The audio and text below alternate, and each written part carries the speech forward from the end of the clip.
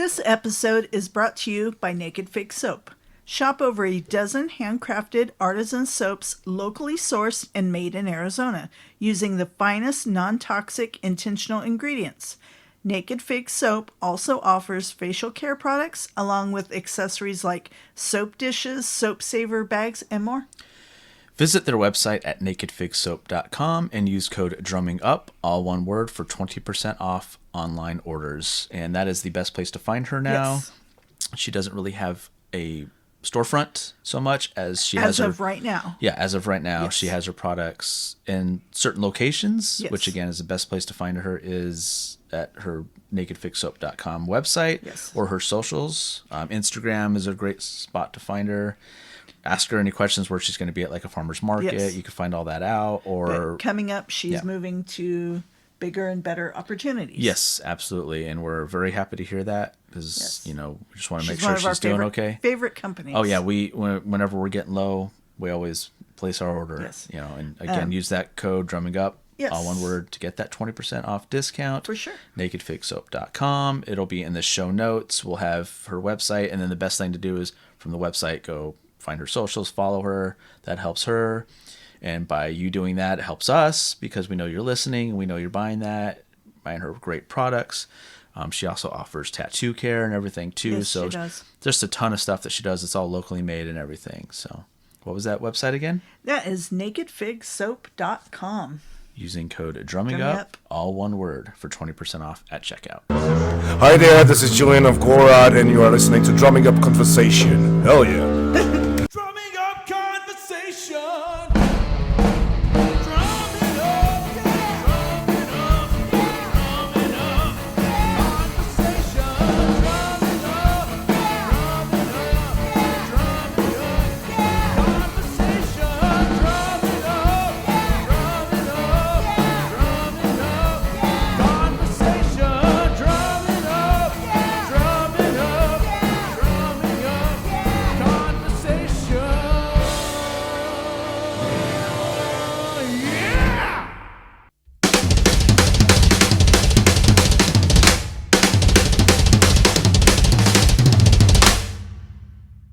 Hey, this is Jeff Bowders, and you are watching the Drumming Up Conversation podcast. Hello and welcome to Drumming Up Conversation. I'm Justin Wood. I'm Andrea Wood. Intro and outro music is provided by Arizona prog metal band Temporal Displacement. You can find their music anywhere you listen to your favorite music. You can email us at drummingupconversation@gmail.com. You can find us on Instagram, Facebook, and YouTube at Drumming Up Conversation, and on X at Drum Conversing. You can listen to our audio version of our podcasts on Spotify, Apple, or wherever you listen to your favorite podcasts. And you can watch our video version on YouTube. Do all the good things like subscribe, rate, review, follow, and tell a friend. Who's the logo by? Our Drumming Up Conversation logo is done by our in-studio guest, Paul Voorhees. Hello. Hello. So yeah, we have an in-studio guest. This is our first in-studio guest since we've rearranged the podcast room. So we used to back up. That was our background over there where you're sitting. Just that green curtain. Yeah. But after a while, I was like, it's just kind of boring. Yeah. It's like, I have all these cool like signed game used drumsticks and No then one pops ever sees any of this stuff. Yeah. So thought we'd switch it around. So we spent New Year's Day Yeah. doing that. Perfect time to do it. So, but yeah, right now Paul is sending some stuff out to the internet to promote the episode and everything. This isn't live because we haven't done a live episode yet, but Yeah. getting ahead of it. So plus we have some fun stuff coming up. It's the new year. Mm-hmm. It's the last 4-day work week of the year. Yeah, we're going to have some new additions for our wall soon. Yes, Wall of yes, as we've drumsticks. heard. Yeah, We're super excited yeah, about. we'll post that when they come in, and Oh, yeah. I will post that live. Yeah. So For sure. yeah, absolutely. Very cool. Yeah. So how was your work week? My work week, not great. Yeah. Yeah. Kids having Yeah. health issues, which isn't fun. Trying to figure out what's going on with her. Just high iron. It's at Yeah. least treatable unless it gets to the organs. I don't think it has. She'd know. Unless it relates to anything else also, which she did 5 additional blood tests, and Yes, she's sure. going to go see a hematologist also. Yeah, that's good. So knock it out and get it under control. But other than that, at work, I put out emails explaining payroll to everybody, and absolutely no one reads it past payroll. Timesheets are due. And yeah, so I had a lot of mistakes on almost every timesheet this Not week. yours though. Not Not mine. your mistakes. Nope. Yeah. What about you? Fine. I've liked the short days. Short weeks. Yeah, Yeah. yeah. I know. Mine's been fun. I like where I work. It's fun. It seems like you have fun there. I'm in my little timeout corner that you Yeah. know of, so that was fun. That's what I call it. Yeah, all the mechanics are always fun. We're always goofing around with each other. One of my coworkers, he went to the gym the other day, and he was doing the bench press or whatever, and my boss came in and was like, "Wait, what does everyone think that Seth can do for bench press?" I said, "The bar." And he's like, "Yep, the bar." I'm like, we're just all ragging on him all day. It was hilarious. So I called him setting the bar Seth for the day, Yep. and I don't know. There's a few other things I was calling him. Oh, he also shaved his head to look like a friar haircut. Why? I don't know. So I've been calling him Friar Seth. He's had a rough week with me. So Tell him not to wear brown. he's he's the one that I always asks me to make coffee and stuff. Yeah. Though. He's Aiden's brother. Oh, Aiden's okay. little brother. Oh, okay. Yeah, the one that keeps bailing on us at the events that we invite him Gotcha. to. So, but yeah. So how you doing, Paul? Uh, hanging in there. You obviously survived the Thanksgiving turkey. Yeah. How'd that go? I think we took all the proper precautions for what we were gonna do, because that was the first time, we were actually gonna do a deep fry a turkey, Yeah. let alone two of them back Yeah. to back. Yeah. But I think honestly the turkeys came out the best turkeys I've ever Really? had in my Huh. my whole life for How long Thanksgiving. does it take to cook it? I think they say like 3 to 4 minutes per pound. Oh, wow. So, 3 to 4 minutes per pound. Uh-huh. But the pot we bought, it only held up to like 13-pound Oh, boy. turkeys. Uh-huh. So not that big of a turkey. Mm-hmm. So that's why we did two. Right. So they took whatever that is, like 30, 35, Wow. 40 minutes each. So Huh. really, it really gets the job done. No kidding. As long as you prep the turkey properly, Monitor it. Yeah. make sure, it's thawed completely, Mhm. everything's out, season it. The seasoning, like, my brother-in-law, he seasoned it. I don't know what he all put on it exactly, but it got that perfect, like, golden brown, Mhm. look to it. And, like, took a piece of just the skin, it tasted like bacon. Wow. So it was like eating bacon, like a turkey wrap bacon, Wow. basically. And then the turkey itself was just juicy, which is the best for me, because like dry turkey, Yeah. it's pointless. Like, So the more dangerous it is to cook it, the better it tastes then? yeah, I think so. I think that's how that works. Yeah. Kind of like the food that's really good for you tastes like crap, and the crappy food always tastes really good. Yeah, So, yeah, exactly. Like, if it's on the news, a day or a couple days before Thanksgiving, showing, having the fire chief showing you how to properly deep fry a turkey. Yeah.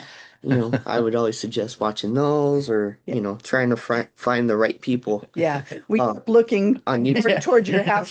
So it's good. All right, I'll save Yeah, you no, fires.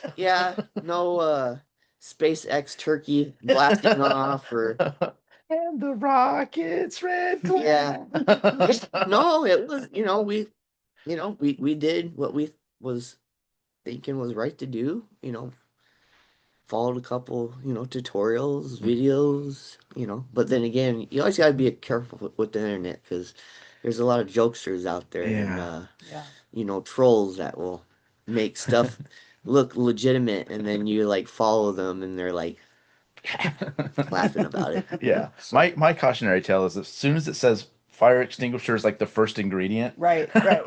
I'm kind of hesitant to Yeah. try. Well, when I say we prepared for it, mostly the girlfriend did. She was like she bought like a fried turkey prep kit. Like it literally came with like a mat, fireproof mat, fire extinguisher, all the proper stuff. You put the turkey on, dip it, Yeah. to drop it in, all that stuff. So it was like, you know, Was it right next to the zombie apocalypse set? yeah, I think so. Yeah, right. Frying a turkey in zombie Yeah, it was apocalypse. in the zombie apocalypse category on Amazon, I think. Yeah. Machete, fire extinguisher, all the Yeah, good stuff. yeah, Did you have a good Christmas and New Year's and all that too? yeah. Um, Definitely different this Mm-hmm. year Mm-hmm. compared to my prior 40 years of life. Yeah. Um, you know, since we last talked, um, we, life has definitely changed a little bit on my end. Yeah. More so, I think personally Yeah. for myself. Um, I know, I know what happens to me does affect other people as well. Especially my loved ones and people that care about me, support me, love me. That are my clients. Anybody. That just thinks about me or whatever. Um, but uh, but yeah. Definitely personally, the past year and a half, almost year and a half, maybe a little more now, had been pretty life-changing personally for me. The most I think it's ever been in my whole life. So, Yeah. still definitely try to adjust to that. Um, you know, I kind of tell people I'm kind of like in a recovery stage because of everything that I went through. Not just prior to the, this past 1.5 years, but also, the past however many years Yeah. where, uh, it was definitely a challenging life experience throughout the whole course of, it all drastically changed when we started realizing my dad, was getting sick and he Mm-hmm. was sick. Didn't quite know exactly what was going on for quite some time because men are men, you know, Yeah. it, you know, they're sick. They don't think they're sick Right. or they don't want to go see a doctor. They're fine. They'll try to figure out other ways to, you know, kind of, push around it and all that stuff. It's, kind of, how you grow up, I guess, depending on your parents, your father figure, um, you know, being a man, you know, For sure. there's a saying like be a man, Right. like Yeah. whatever that really means at the Mm-hmm. end of the day. Everybody's gonna look at that differently. Some can see it how I see it. I'm sure Justin can see it how he sees it, and Hmm. even you Andrea can see like how you know um, having a father figure is different than a mother figure, and how certain things can be a little different when it comes to being a man in today's society or even years ago. Um, you know, I can only imagine. Uh, I always heard. I never met my dad's father. Hmm. He passed away in the early '70s. Oh, wow. But I've heard stories. He was pretty rough. Old school. Yeah. He was older actually. Um, he was actually older than my grandma, and my grandma passed away in 21, Wow. and she was uh 94 years old, 93, 94 years old, Hmm. and my grandpa was a little older than that. Oh, So wow. yeah, if he was still alive, he'd be well in his hundreds right now. But unfortunately, he passed away in the early 70s, and probably growing up how he grew up, Yeah. like Depression kid. yeah, So.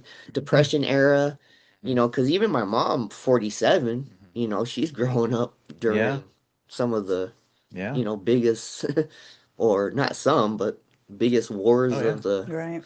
world, and Yeah. and all that stuff. Just growing up, it's definitely a different world we live in these days. Yeah.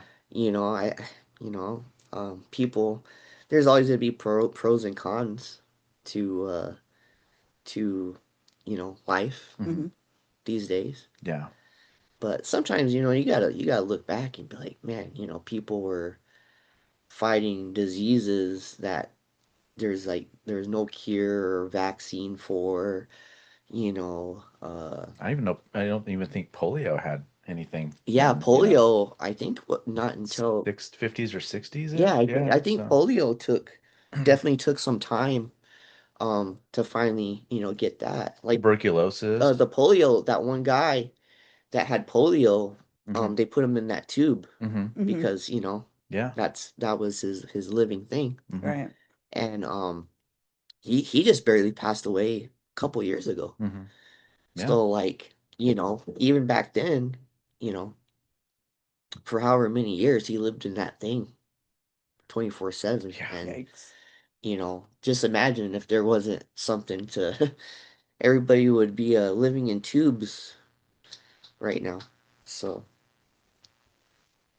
I'm getting a lot of Yep. static. I don't know what Grenache. she touched. I know. She's walked on something. Yeah. I fixed hair. Come up here. Come up here. Yeah. Would you Figure it hit out. lady?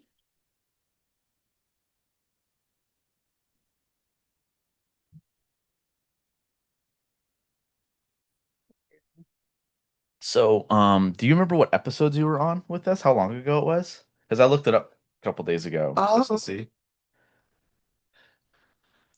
yeah.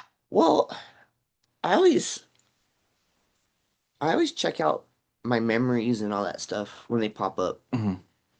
usually on the daily. Yeah. And I think it might have been, I can't remember if it was the first or the second one popped up not too long ago, Mhm. but it was, however many years now. Yeah. And then, dates and all that stuff, No, I get it. I'm horrible on that, but It was episode 34 and 77. okay. So 34 was the when we talked Yeah. about your business, and Okay. then the mental health was 77. And now we're over 200. Now we're over 200. Nice. Yeah. And that happened. We walked into Terror Trader one day, Yeah. and we're talking to Jason, the owner, because he's been on, and we're like, he's like, he always asks us how the podcast is going and everything, which is really cool of him to do. Yeah. And I like it's going really well. We have this person, that person coming up, and this and that. And he's like, I was like, we need to get you back on. It's been a while. And he's like, yeah, man, anytime. I'm always good to just come on and chat. And he's like, what episode was I on? And I started looking up. I kept going backward, back. It was 41. Yeah. I went up to him, I was like, episode 41. He's like, what? I'm like, yeah, we're at 200 now at that time. And he's like, oh my God. I'm like, yeah, it's been too long, man. We need to get you on. So Yeah. we're having him on in a couple weeks. But Nice. it's one of those, like, it just didn't feel like it was that long ago. Yeah. Yeah. Like, Time is flying, especially if you're having a good time. That's the yeah, best, I guess. yeah. When you're And having a good time yeah. and the time is just non-existent. Mhm. But unfortunately, those bad times, Yeah. Oh, for sure. even when they feel like they're non-existent, Hmm. just the drag of not having a good time and feeling too well and all that Yeah. stuff definitely seems a little longer than it really is, I guess. Yeah. So you moved out of your childhood home, what, Mhm. about a year or so ago? Um, April of last year. Okay. Yeah. Have you adjusted to that? Because you were kind of rural-ish where you were. Yeah. As much as you can around here now. Yeah. I mean, not so closed in like you couldn't reach out and touch your neighbor's Yeah. wall, you know? Well, um, I was lucky enough to grow up. Um, my grandparents had bought some pretty nice property out where we used to live. Mhm. Um, off of Sauceman and Riggs. I don't know how many acres total. Mhm. Because it was all split up over the years and stuff. So we definitely had when my mom and dad got together, you know, we got well my dad and mom got I think like 2.5 acres of Mhm. land, which is, that's pretty nice. And uh 2.5 acres of land, and then they built their house on the property where I grew Mhm. up and live all the way up until, I was 40 years old. Mhm. And um I think back before, like around like the last recession, like '07, '08, my dad, I looking back at it now, I feel like my dad was kind of starting to already have the dementia creep up on him, Mhm. because he was in debt and stuff, and he's like, well, we have some property, like let's sell some property. And he ended up selling it. Took like, you know it's dad's house, dad's property, that's his business and all that stuff. So I never I never got involved in that Mhm. stuff, because it's his, you know and I feel like that's how it should be. But about '07, '08, he sold about 1.1 acre of land, Mhm. which was our back property. We actually had 2.5, and then the back property was um my grandma's property too. Mhm. So we, as a family, we all like had all this property and a couple houses right there Mhm. together. So like even like, the other houses popping in, it was still majority Voorhees Mhm. family. Like we were all right there. Like my grandma, the one I was talking about earlier, that was my dad's mom, and she was pretty much my neighbor my whole life. Like she was either in this house or the house Mhm. behind us. So, it's it's different. Definitely different. Um, but to be honest with you, over the last 5 years, I would say they really started, building, more residential-ish kind of areas around us, and I'm like, here we go. Yeah. And you know, uh, I I was just always used to, what we had at one point. There was just a couple houses in our general area. Mhm. And then like in the maybe like late '90s, people started buying up the modular, Mhm. manufactured homes, and they'd pop up here and there and everywhere. And it wasn't too bad. Of course, back then you're like, man, I don't want no neighbors, Right. stuff. But Yeah. then the bigger residential blocks were filling up, nicer houses, Yeah. bigger houses, Mhm. probably million-dollar homes. Right. I have no idea. Oh, especially the Pegasus area over here. That's The airport. the Mhm. airport. Yeah, Yeah. those houses are Oh yeah. crazy. Yeah, those are pretty Mul- pretty nice houses. And multi-million dollar oh houses yeah. for sure. But Yeah. like even by my old house, Hmm. there was some, like, those houses got to be close to Yeah. probably a million, because Okay. Yeah. Yeah. Yeah. Okay. because there was like, I think 10 houses popped up in like a little Mm. area. And then like right off of Riggs, going Yeah. Oh going yeah. going down Riggs, they put like four more houses right Mhm. there. And it's just like, oh man, like it's crazy. Yeah. Because I take Sossaman a lot more home from where I work than Hmm. because power's just a disaster right now. Hmm. So yeah, I drive by there every day, and I'm just like, man, it's just so different. Even when I was growing up, coming out here, and, Oh yeah. Oh yeah. yeah, especially since I've lived in Queen Creek my whole life, you know. Riggs was one lane at one point, right? Back in the day. Oh yeah. Yeah, it's crazy. Oh It's yeah. 6 lanes across now. Yeah. Yeah, yeah. Um from what I remember, like our two main roads going north and south out of Queen Creek were Power Mhm. and Ellsworth. Yeah. That was it. That's it. Yeah. That was like, wherever you needed to go. And when we needed to go somewhere, we still had to go to town. And when I say town, I say like Mesa to go grocery shopping because we had 2 gas stations out here. The mom and pop restaurants and Mhm. stuff. Mhm. And that was about it for however many years I was growing up. And then, we used to have to go all the way up to, you know, the closest, I think the closest eventually was the Fries up on Power and Baseline Oh, was wow. was the closest grocery store we used to have to go to go get groceries. Before that, we would have to go even further. I don't know if you guys are familiar with Smitty's. Have you Oh ever heard yeah. of Smitty's? Oh yeah. Smiths and Smitty's. Yeah, my mom was a big Smitty's They had great person. pizza. So I would Yeah. when I was younger, I would always go with my mom to Smitty's, and that was up on Power and I think University. Wow. Do you remember Abco? Yeah, Okay. yeah, Yep. yeah, Yep. Abco. Yep. What was Yep. that? This is a grocery store as Oh, well. okay. Yeah, Abco. Bashes is still around. They've been Mhm. around.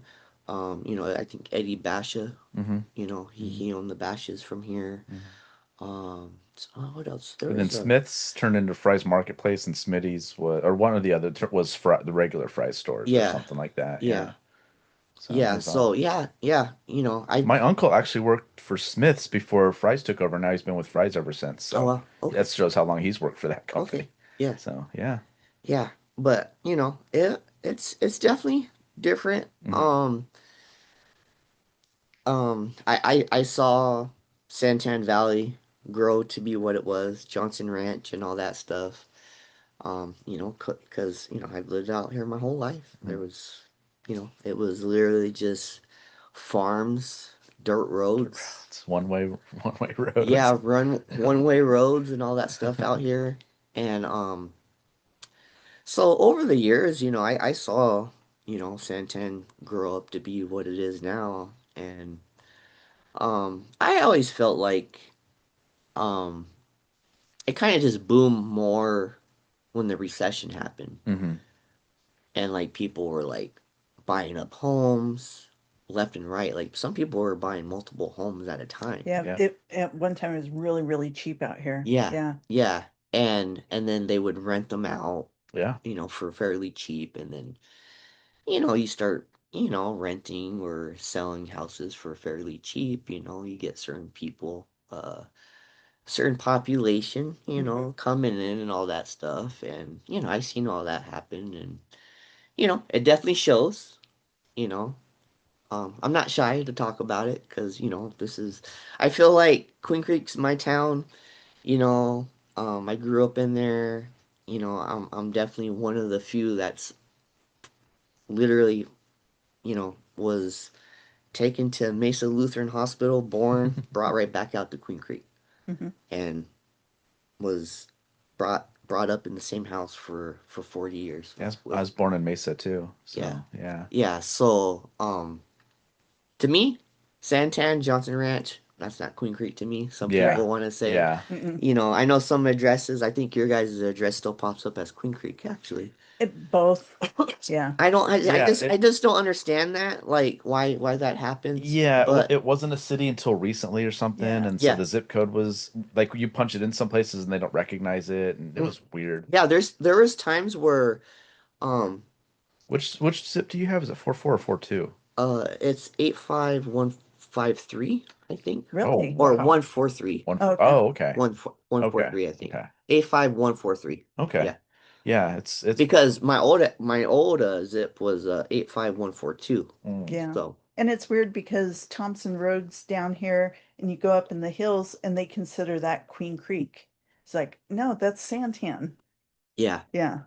well, yeah, I mean, realistically, where we live now, what Santan Valley is just Queen Creek South. Yeah. Honestly, when we were growing up here, like there was no Santan Valley. Yeah. There's yeah, Santan Mountains, not Santan Valley. yeah. We had Santan Boulevard. That Mhm. was Yeah. Santan, Yeah. and then Santan Mountains. Yeah. Like that's to me, that's what you know, Hmm. Santan was. Yeah. Like Santan Boulevard, which was like the next road down from me, and then Santan Mountains. Yep. Yeah. And then of course, you know, you had the people living up in the mountains, and I always forget his name. You know, he was an older gentleman that lived up in the mountains. They actually have the statue of him on the bench in Queen Creek Marketplace. Oh, okay. Oh, Um, okay. I always forget his Hmm. Manswell Hmm. Mansell. They named the park after Okay. him as well. Okay. He actually lived out, probably just lived in a trailer or Hmm. something Hmm. out here, and they actually like closed his area off. Huh.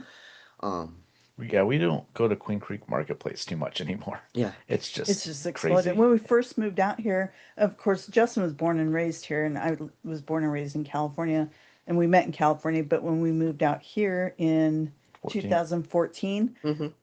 I mean, it literally took us maybe 10 minutes to get to the marketplace, and the marketplace was always dead. And we were like, I don't know if this is going to survive out here.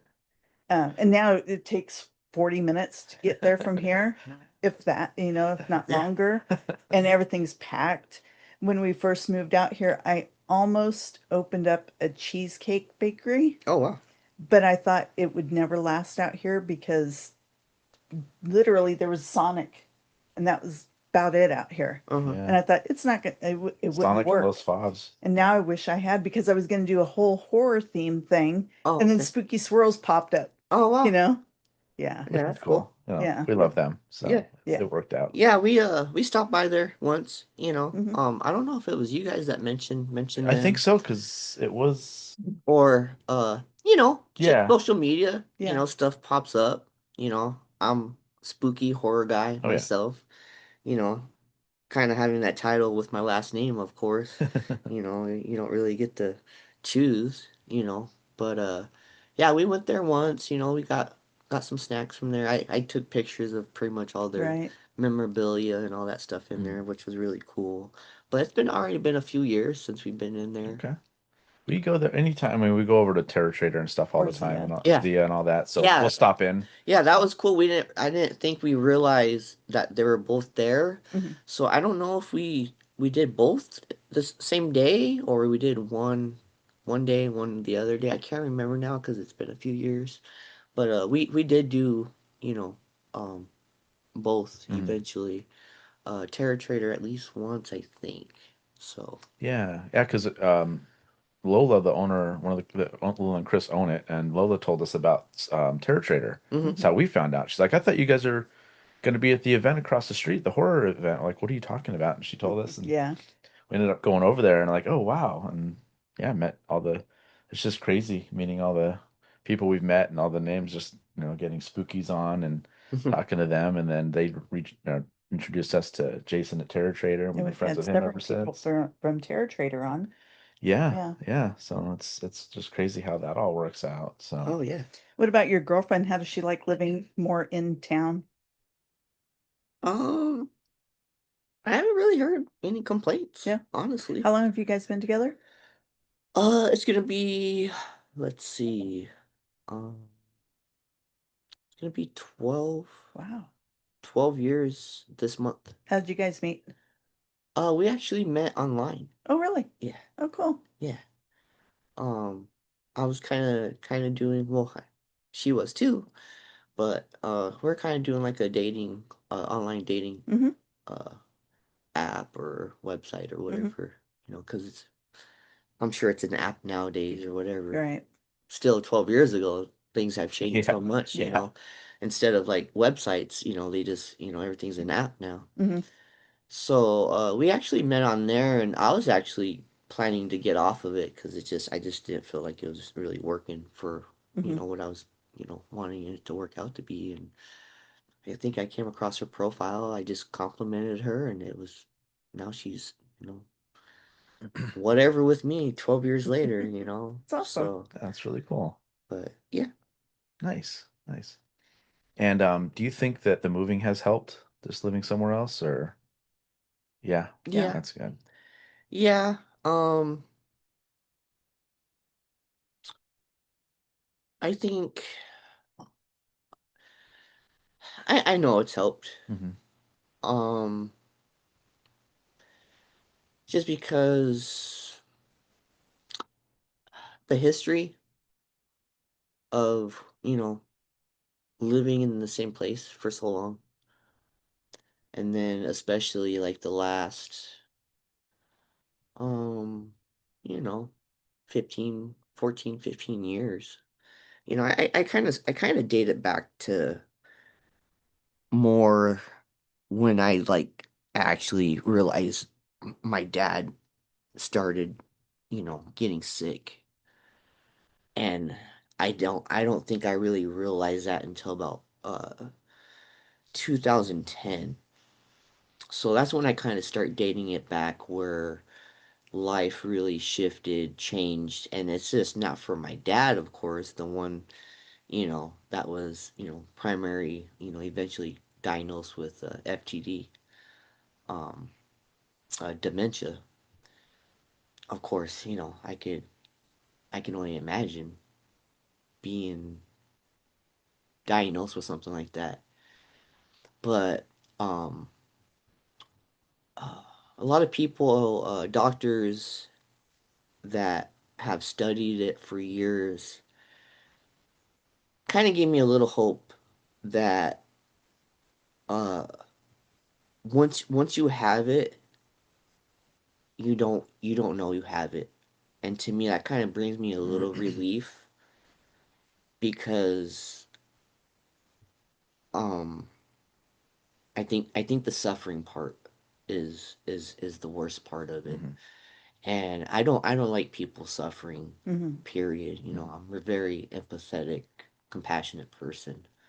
And of course with my loved ones, I don't, you know, anybody, you love anybody, you don't want to see them in pain, Right. suffering, all that stuff. So for many years I just, it was just probably, feeling like my dad was suffering and not him being able to say, "Hey, this hurts." Mm-hmm. I don't feel good. For however many years.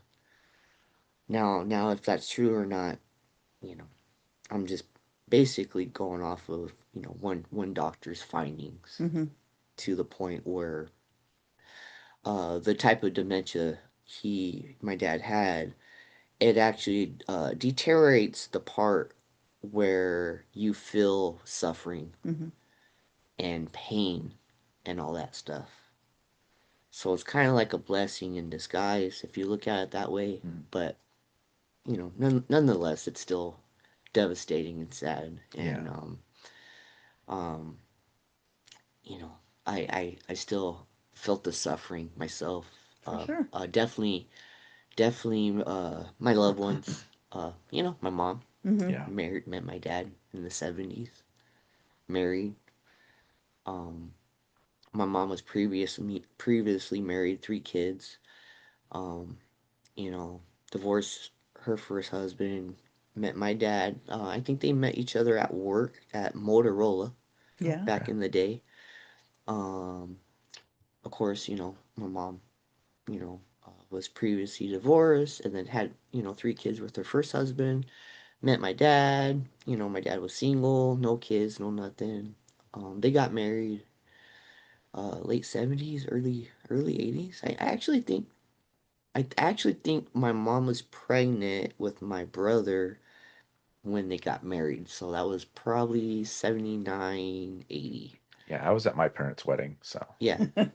Yeah. My brother was too. you can see me in the So pictures and the stomach and yeah. everything. So Yeah. yeah. I'm almost certain my brother was too. So whenever they celebrate their anniversary, I'm like, hey, hey, that's my anniversary too. Yeah. I Yeah. was there. Yeah. Yeah. So yeah, the years, they're past my years. I'm kind of Mhm. like, yeah, can't really remember.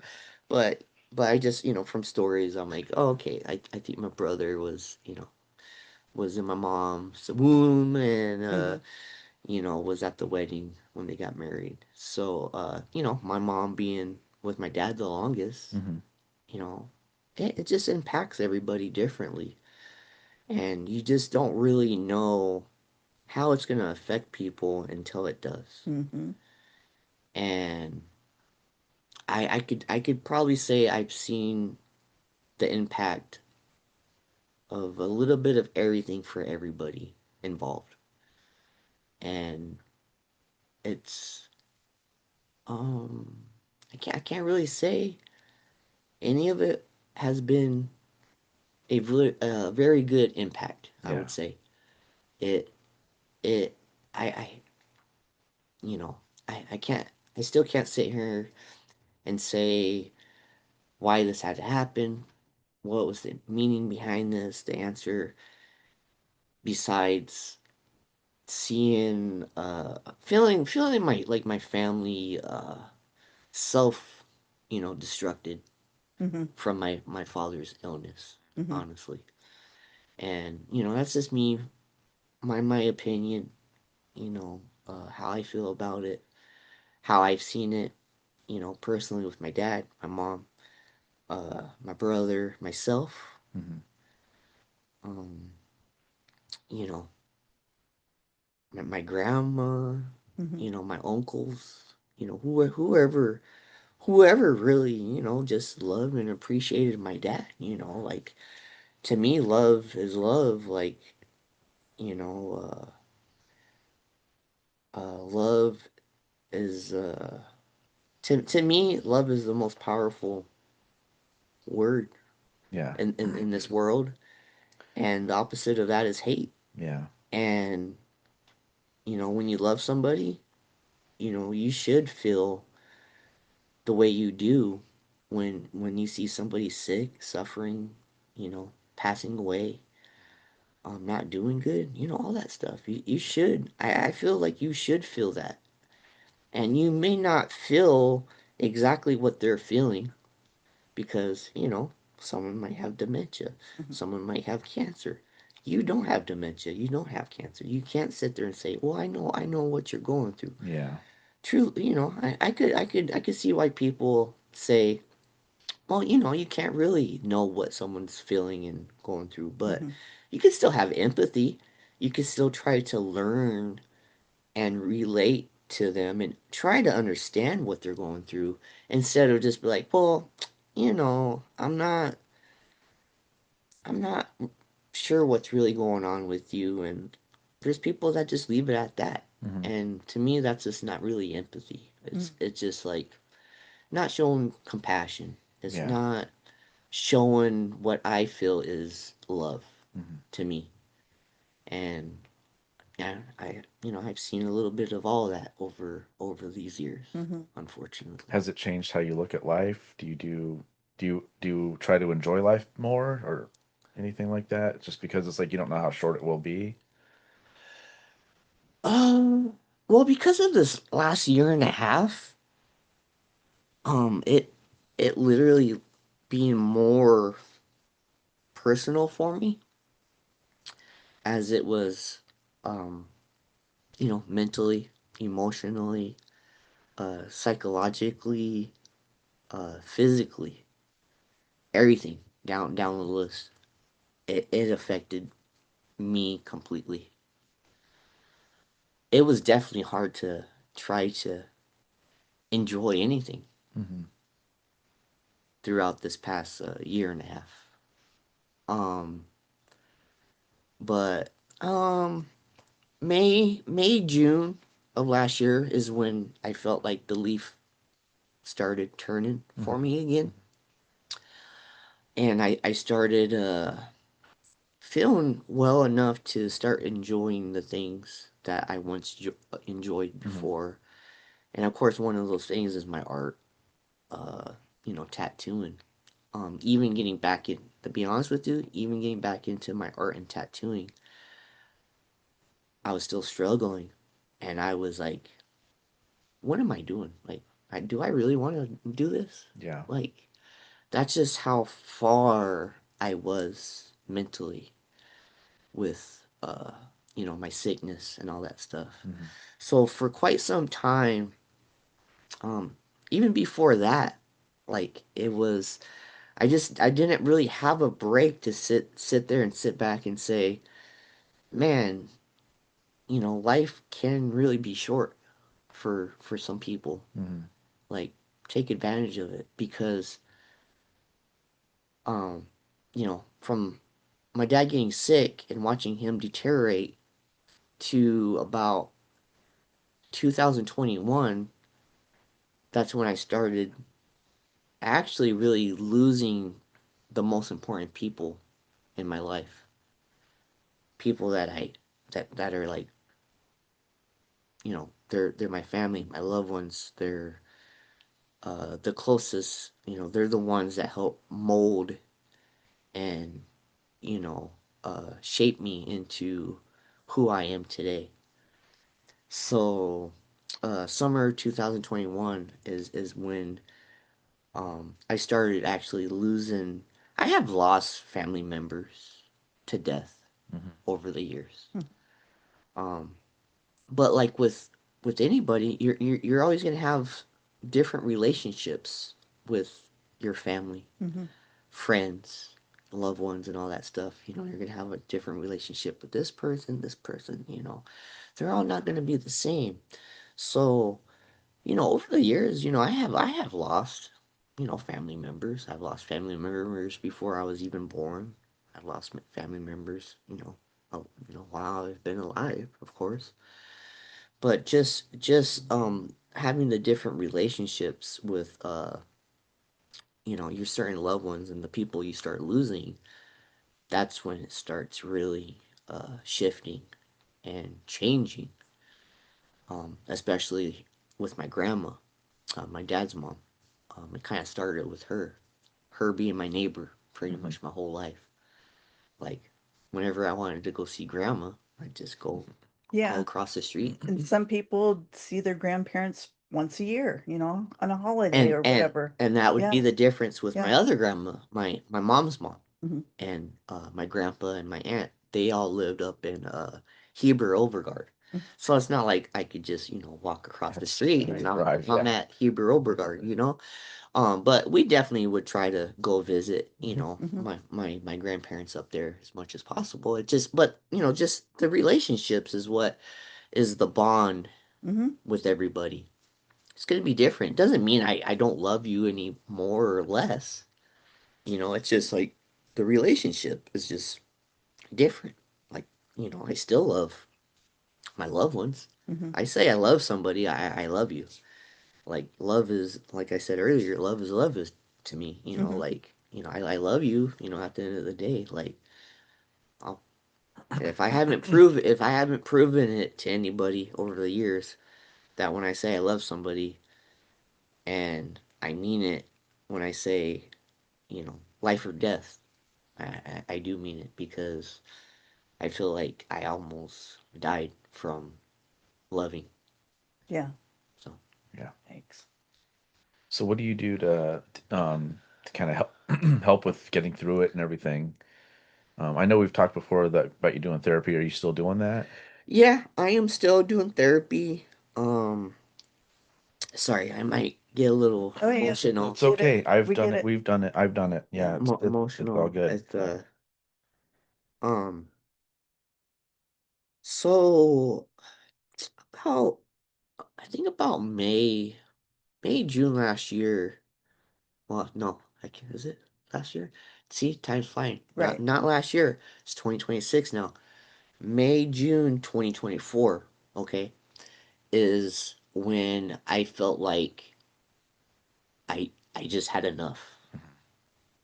Like, everything over the years kind of just was like, it finally closed in on me. Mm-hmm. Yeah. Like, I was put in this box. I'm in this box. I can't do nothing more about it.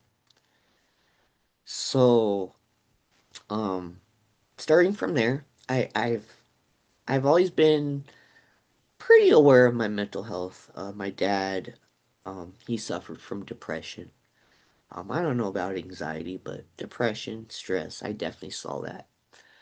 And then I grew up with my mom. She was suffering from anxiety and like panic anxiety disorders and panic attacks and all that stuff for about 13, 14 years of my life.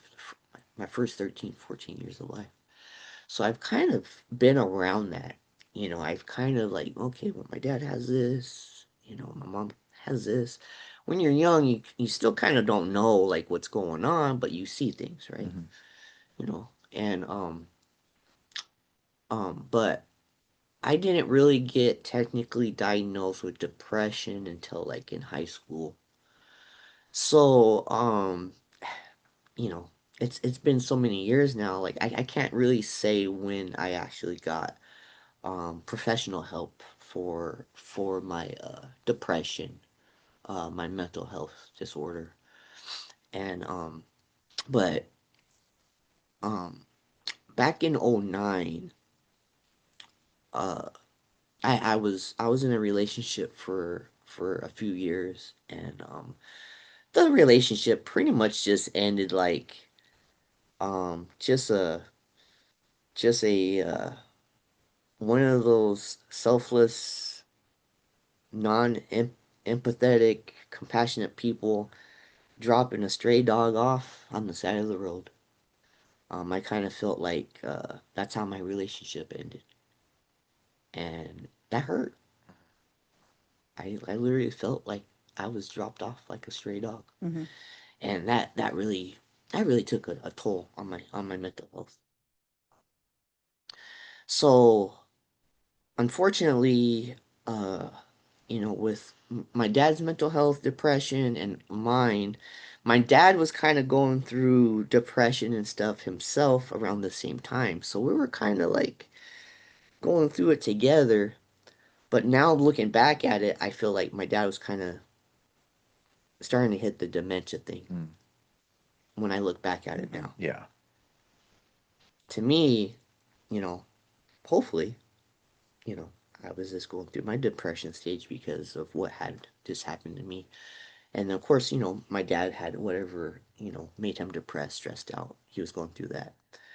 Just So, adulting can do that. So well, yeah, I think it had a lot to do with, just being in debt, yeah. work, Mhm. finances, Yeah. Life, Yeah. Life. Yeah.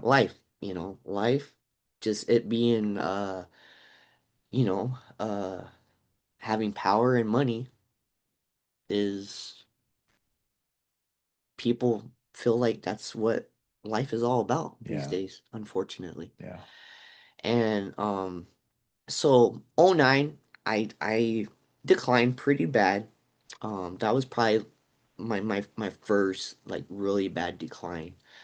'09, so I'm gonna do some quick math right here. It's 26, so 17 years ago, around Mhm. 17 years ago now.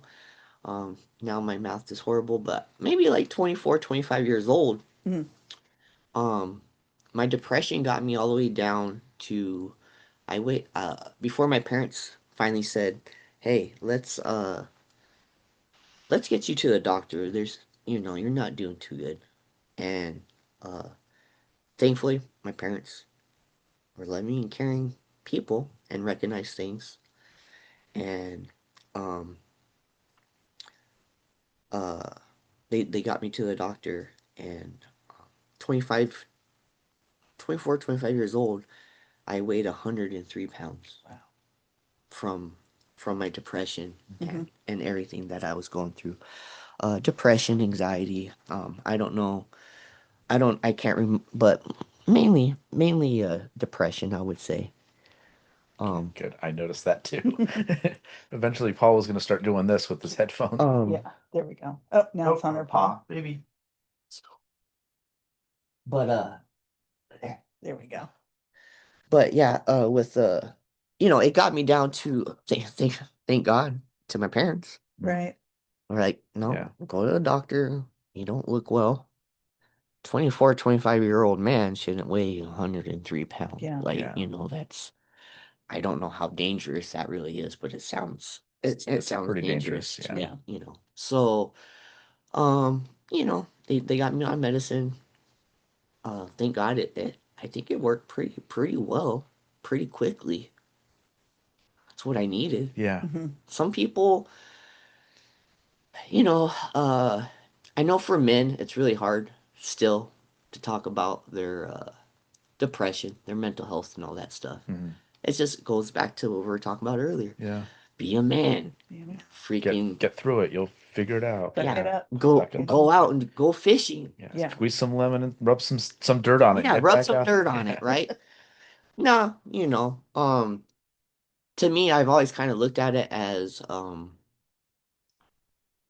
uh you know, our brains are our motherboard, our supercomputer. Mm-hmm. And I didn't really realize how much your brain actually does until you legitimately lose a loved one, my father, to a brain disease that takes away everything that your brain controls. That really opened up my eyes. And I'm like, okay, like the main cause of people dying from dementia is aspiration. That means their brain is telling them not to swallow anymore, but they're still breathing. So they start breathing in their fluids, their spit, saliva, and all that stuff. You breathe in liquids, goes into your lungs. You start aspirating. That's the number one cause Hmm. of um you know uh the number one cause of death from dementia, Alzheimer's, that type of stuff. Your brain literally tells you to stop swallowing, but your brain is still telling your lungs, well, you need to breathe, but you're breathing in the wrong stuff. And I can't we didn't get an autopsy done on my dad or anything, so we can't really say, like, but from all the experience I've seen, and groups. I'm still in Facebook groups to this day. I went to support groups in person at first for my dad's condition and all that stuff. Which do you think worked better? Um, there's always pros and cons Mm-hmm. to everything. Mm-hmm. Um, to be honest with you, um, therapists and counseling and support groups and all that stuff always kind of like scared me. Yeah. Where I was like, well, how do these people really know what's going on with you personally or someone personally, stuff. I had that mentality, unfortunately. Um, but that's definitely changed over the years, especially when I first went to, the support groups in person. You're meeting doctors that 24/7, they're trying to find cures for dementia. There's doctors out there 24/7. They're working till death to try to find cures to save people's lives Mm-hmm. from people not suffering and all that stuff. And you have to have empathy. You have to have compassion for people like that, because if they're really trying to do that, like, what's bad about that? At the end of the day, they're trying to help people. They're trying to help you guys. They're trying to help us. And at the end of the day, like, both are gonna have their pros and cons. Support groups, only certain days, certain times. Mm-hmm. Uh, in-person support groups, Mm-hmm. and then Facebook support groups 24/7. Okay. Anytime you needed something.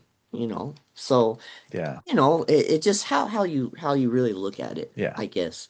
Um, Because you and I grew up still in an area where tangible things were important, to where being in person or being somewhere was more gratifying than actually just doing it on a screen or. I can see But I the do see the pros pros. of online because you can really open up yourself because you're just with yourself. The person that you're conversing with, you don't know them personally, mhm. and so maybe you can just really let go online. Yeah, yeah. Um, yeah, you could definitely feel a lot more vulnerable online, as we could see a lot of people, a lot of trolls and Hmm. bullies online. Yeah. People call them keyboard warriors or whatever Right. these days. But yeah, for help and stuff like that. You know, you could even be in groups where you could be anonymous Mm-hmm. and only, the group members, could see who's really talking and stuff, especially if like, something, scary, Mm-hmm. someone saying something scary and Yeah. potentially might need some help, Mhm. of course. Um, but um, I've I've always been kind of like an introvert. Like even doing this stuff with you guys, like this is pretty big for me because I've always been growing up, I was always a quiet kid. School, everybody would always say, "Why are you so quiet?" I was the same way, You and I know, I was bad at remembering people's names too, and now I'm really good at it. yeah. It's weird with I'm this still thing. bad at people's names, but faces, Do a podcast. you know, It helps. It's crazy. Like I yeah. yeah. So, but yeah, everything's gonna have its pros and cons. For me, um, it was like my first time like going to any type of like counseling, therapy group setting, Mhm. support group setting.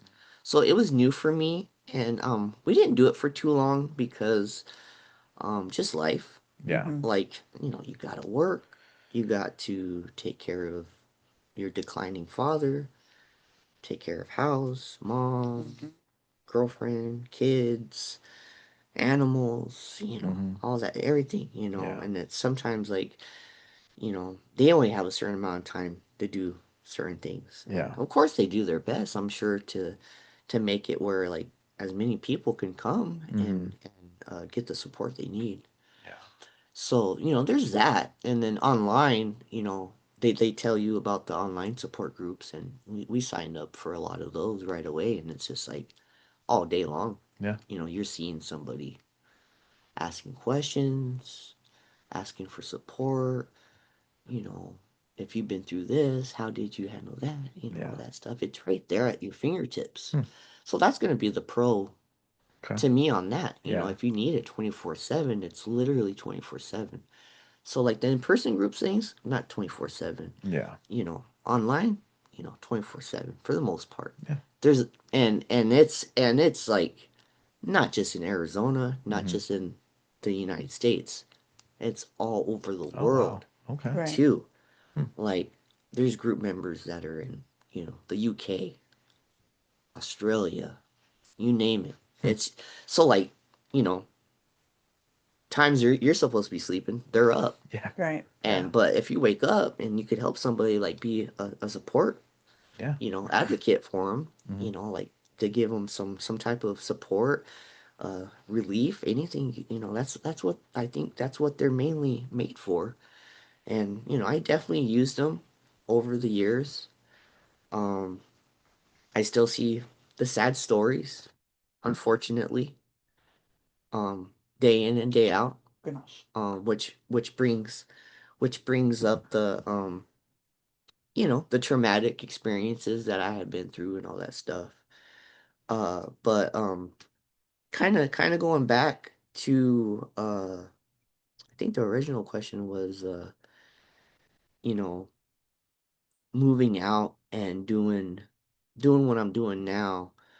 Uh, my therapist actually said that it might have been something I needed to do to kind of get back on my feet Mhm. and get going again. And even though how hard it was gonna be for me personally, especially after everything that's happened, and even my mom, Mm-hmm. my next most important person Right. in life, where I've been by her side through thick and thin. Mm-hmm.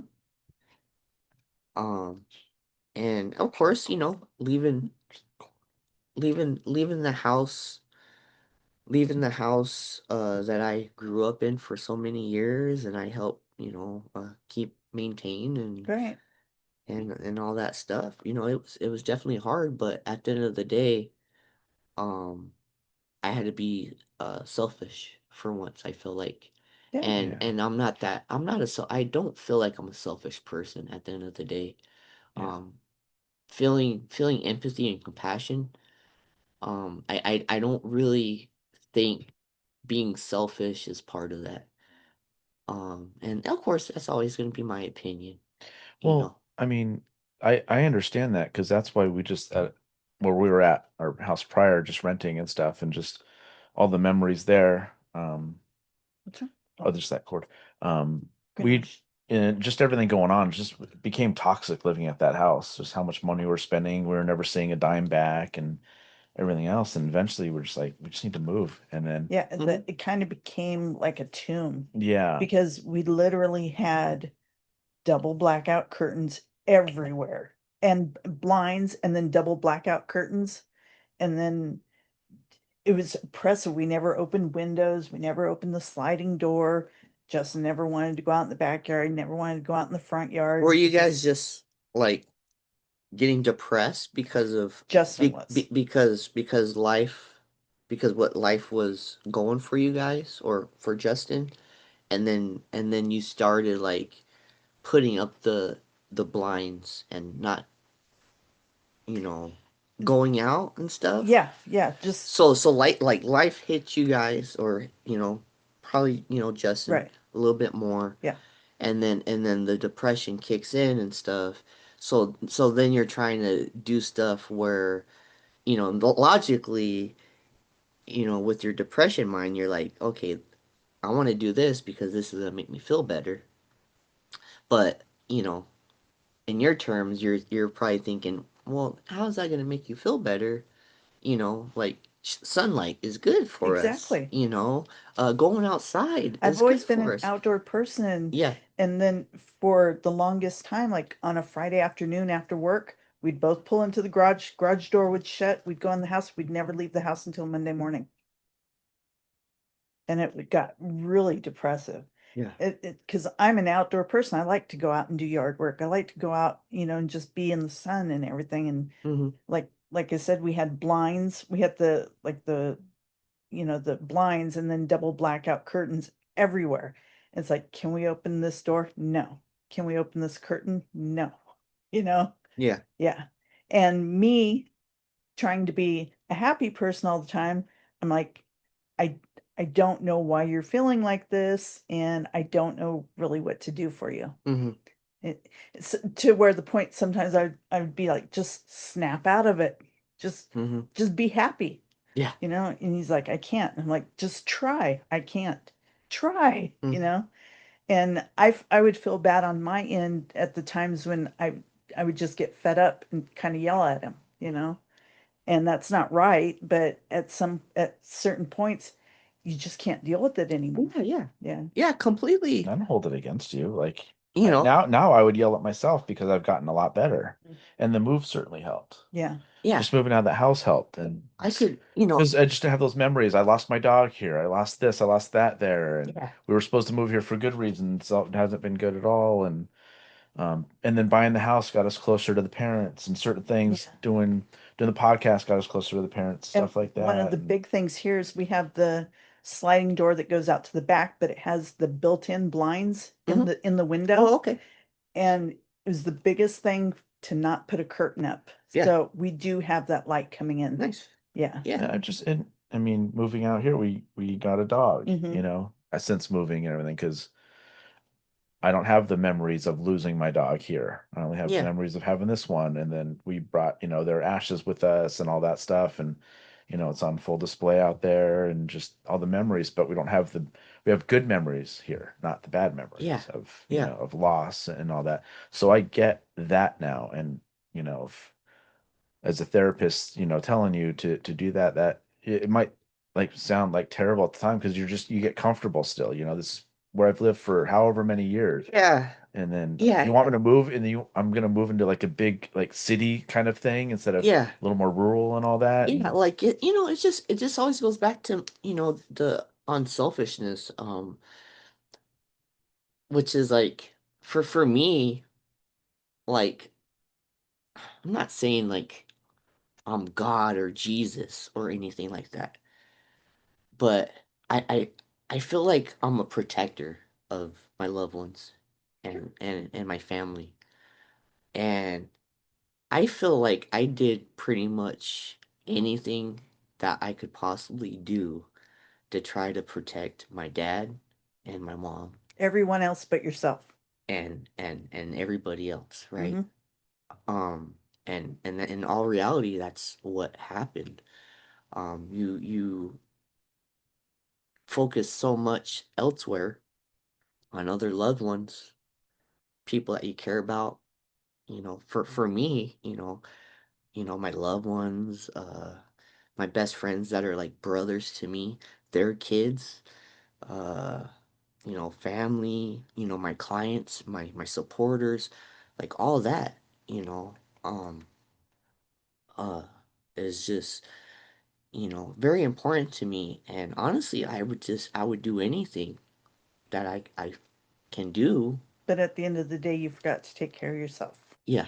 Always at the, we call that, I've learned a lot of, terminology through therapy. I've been through a lot of therapy this past.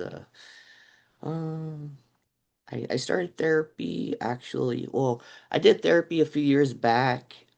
It was a little different. I didn't really get much. Uh, I didn't get much like solving problem solving Mhm. stuff. Uh, that type of stuff from my first therapy. But going into you know back in August of 2024 is when I checked into my first behavioral health hospital. Um, We have a friend that just did that also. yeah, Yeah. yeah. We So talked about it. So Mhm. yeah, so people, I like to call it behavioral health hospital. I feel a little more comfortable Sure. saying that. Some people, go old school, mental institute, uh, whatever else they would, want one to flew call it. over the cuckoo's nest. Yeah, Yeah, yeah, I've heard them all. yeah, So yeah, yeah. So like even my mom, when my mom was sick, and the doctors were like telling her it's psychological, yeah, psychological, yeah, blah blah blah blah. Okay, she had even been to you know institutes. yeah. I think we've all had family members that My have grandma too. because they didn't know what to do Yeah, at certain times. but like the doctors were just like, no, it's in your head. We need to figure out what's going on in your head. In all reality, it was something physically wrong with my mom that was creating the way she was feeling, and it was overlooked multiple times. Doctors are still human Yeah, at the end of the day. Nobody's perfect, Mhm.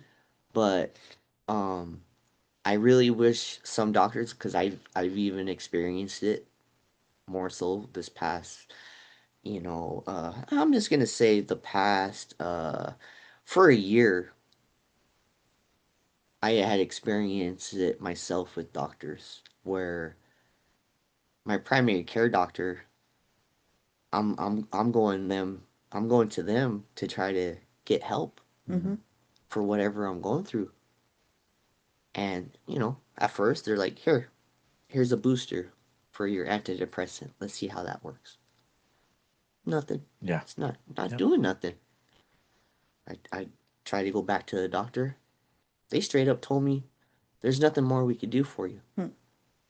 Hearing that from your doctor is like, it's like, I swear doctors take an oath that they're supposed to, No matter what.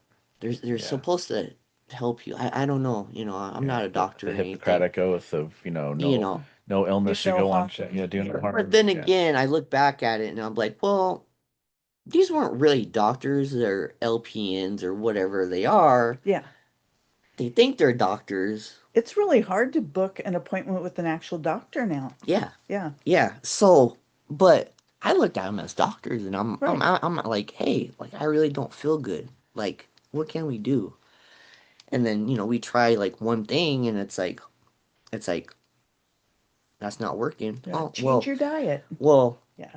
not even that. They're Yeah. like, we don't know what else to do for you. Mhm. I can't even tell you what they suggested. I think they suggested they might have suggested me going to see a psychiatrist, which is, that's, the main doctor for, Right. your mental health and all that stuff. So, besides pointing me in that direction, it wasn't easy because, like you just said, trying to see a doctor is crazy Mm-hmm. these days. Seeing a psychiatrist, a specialist, that's up. Mm-hmm. Like, here's your doctor. It's already hard to see your doctor. My mom just had to wait almost a month to see her doctor, the doctor she wanted to see. Mm-hmm. Almost a month. My mom's 78 years old, Right.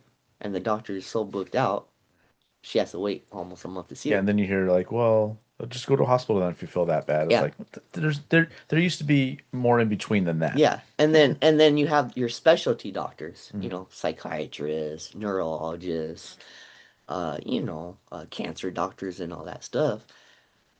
Their waits are even longer, and it's like, I I'll be honest right now. I wanted to die.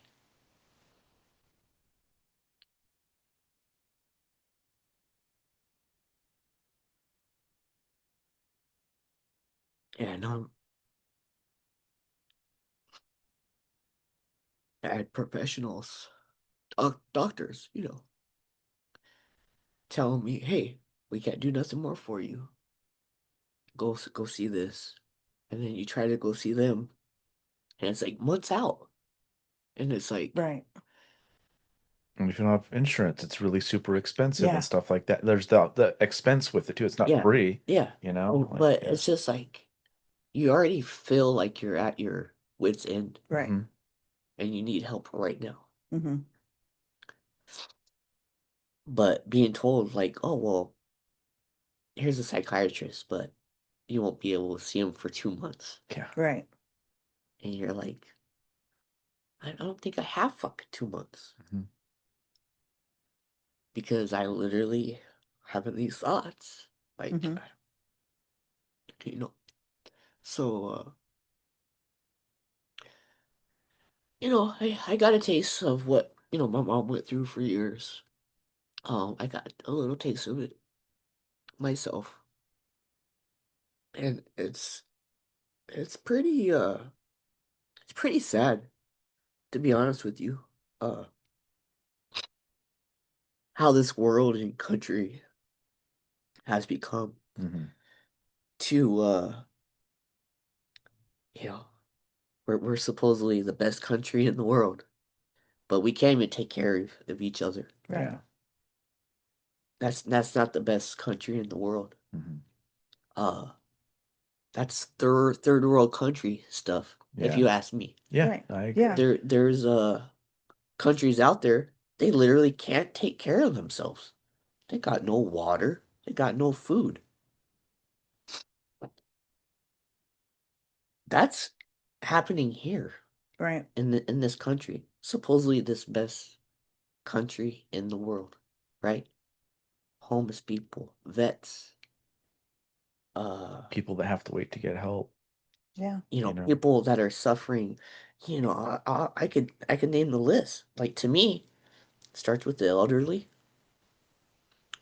vets, people that go to war for this country, Right. Yeah.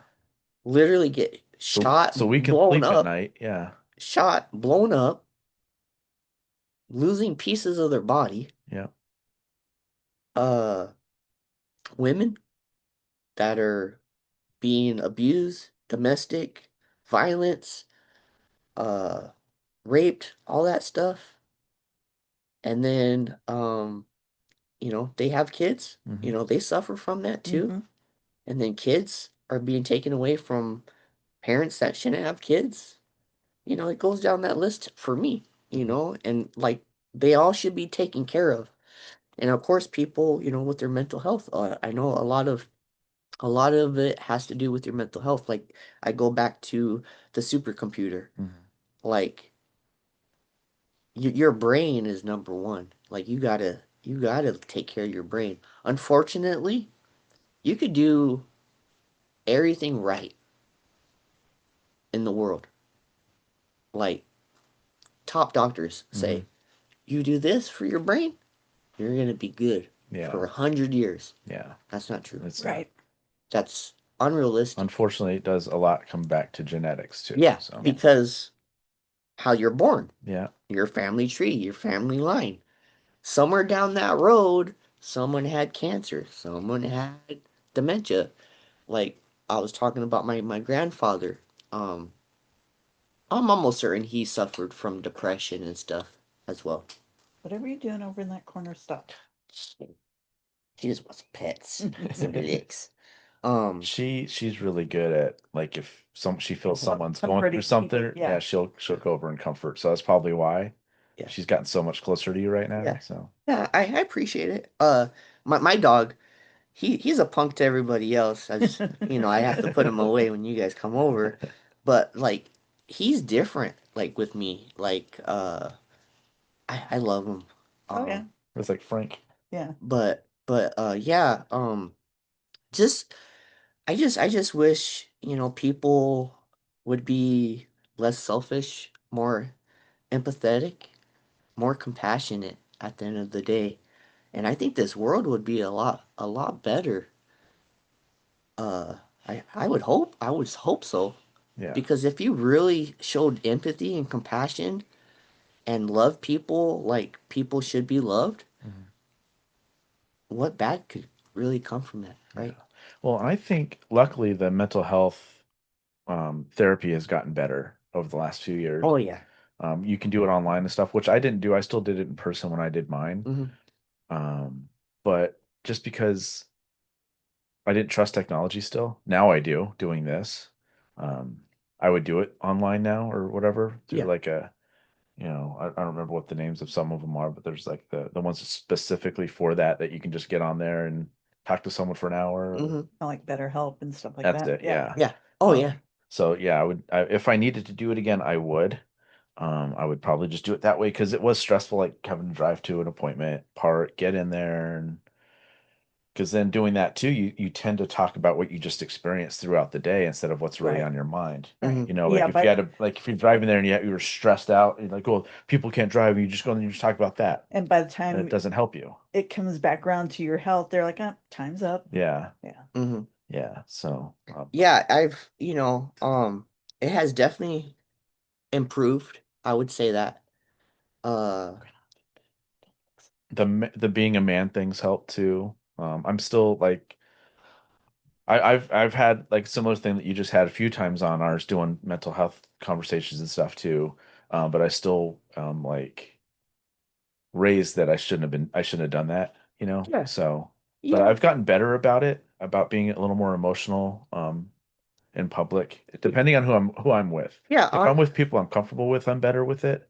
But yeah. Honestly, I'll suck it up, as they said, if I'm, like my dad wasn't like too bad, when it came to like manning up, because yeah. he suffered from stuff himself. Hmm. Hmm. Um, in all reality, it was depression. Yeah. And then he would, and then, and then he, You know, and then he would try to, he would try to self-medicate, not so much self-medicate, that's always you know, Yeah. uh, that could always be, taken a certain way. Mhm. But I think my dad used to drink to help self-medicate Yeah. himself with his depression and It's stuff. a way of ignoring things. And I think Yeah. it actually goes back to my grandpa because I had heard, my grandfather, my dad's dad, he was a heavy drinker as well. And he actually died in a car accident out on Riggs and I-10. Oh wow. Okay. Um, Now, if alcohol was involved, um, I I think I was told, most likely, probably coming home from work or the bar, Hmm. and a group of younger guys, perhaps drinking and driving as well. They collided with each Yeah. other, but my grandfather passed away in Mhm. that car accident, and they all pretty much just blamed my grandfather for it. there was no repercussions for the other three that were involved for whatever reason. Um, I've been told stories that one of the younger kids or adults, I don't know how old they were. Um, I think they actually had family in the law enforcement. Oh, okay. So, stuff like that. It does happen. I've Mhm. seen it. I know. Yeah. I have family and friends in law enforcement. I know Yeah. what stuff goes on. But um the depression and stuff definitely goes back to oh, she fixed this. Uh so the depression definitely goes back at least to my grandpa. I would feel the most. Uh Unfortunately, he suffered from it and, used alcohol for that fix. I did that for a while too. Yeah. Now I drink because I just enjoy doing it. I do it, but yeah, a few years ago, yeah, I was drinking in excess and Mhm. stuff like that. So I'm Y- sure you can attest to it. I was drinking whatever was there and, you know, drinking more than I do now. Or drinking faster, I guess I would say. Yeah. I mhm. pace myself now and everything, but then Yeah. I was just like, oh, and I'm not drinking, so I Yeah. didn't drink. So Yeah. I was doing the Yeah, self-medication. unfortunately, some people, when they're having depression or having a sickness and stuff, they start looking into other coping mechanisms or skills Hmm. that they think is gonna, you know, even if it's temporary, you're looking for anything. Yeah. Yeah, Any any open door, open window, right? yeah. To just feel better. And that was when I had the same thing. A doctor was like, "Well, I don't know what else to do for you," because they were giving me stuff to like help with sleep and this and that, and it wasn't working. Like it's just making me worse. And it seemed like she just didn't listen when you said it's not working. She's like, but it should work. And he's Yeah, like, but it's not. Well, it's it not. It should. should. Just give it time. Yeah. Yeah. Were you seeing a regular doctor or a Yeah, psychiatrist? regular doctor. Yeah. So that's why we're And then sent off to see, the right doctors yeah, well, they're supposed to be the right doctors. that That's what my they therapist, study. yeah, my therapist helped me. Yeah. I stopped going what 3 years ago almost now, Mhm. Yeah. and I've You been went fine. like a year Yeah, straight, I about a think. year. Yeah. Started off weekly, then it went monthly, and then I just stopped. So, Yeah. and she even told me like about a month in, she's like, the whole point of this is so you don't need it anymore. I was Yeah. like, oh, okay, that's cool. That's a very honest answer. Because I'm like, she could very easily just keep taking my money, saying, oh, I think you need more. I think you need more. And Oh yeah. she was like, no, the whole point of this is so you stop and you feel better. Yeah. Or else I'm not doing my job. Yeah. Yeah. Like, Yeah. oh, Like I've never had anything. that honesty before from anyone like that. So I Yeah. was like, okay, Yeah. cool. It's supposed to help you. Like if you keep on going back for help that you no longer need, is it Yeah, really helping you yeah, anymore? yeah. But I still see a therapist Hmm. right now. I have seen lots of therapists Hmm. over the last couple years. When you're in a behavioral health setting, Hmm. that's part of the program. And going back to what you were saying that, it's actually, looked at more. Um, when I started, feeling like I needed more help and stuff, I was told about this one place. It was 24/7 Mind. Hmm. I think that's what it's called. And I had seen it before prior to me kind of like going downhill and stuff. And I'm like, you know what? That's pretty neat. Like I've never driven around and saw like something specific for like your mental health. And it being 24/7, well, 24/7, they're open 24/7. That's like Hmm. Wow. really kind of neat. I never saw that until a couple of years ago. Hmm. And then guess what? I ended up having to go to one of those places to try to get help because doctor was like, I don't know what else to do for you. Yep. I go try to see another doctor. The doctor's like, well, let's try this. This ain't gonna help, but okay.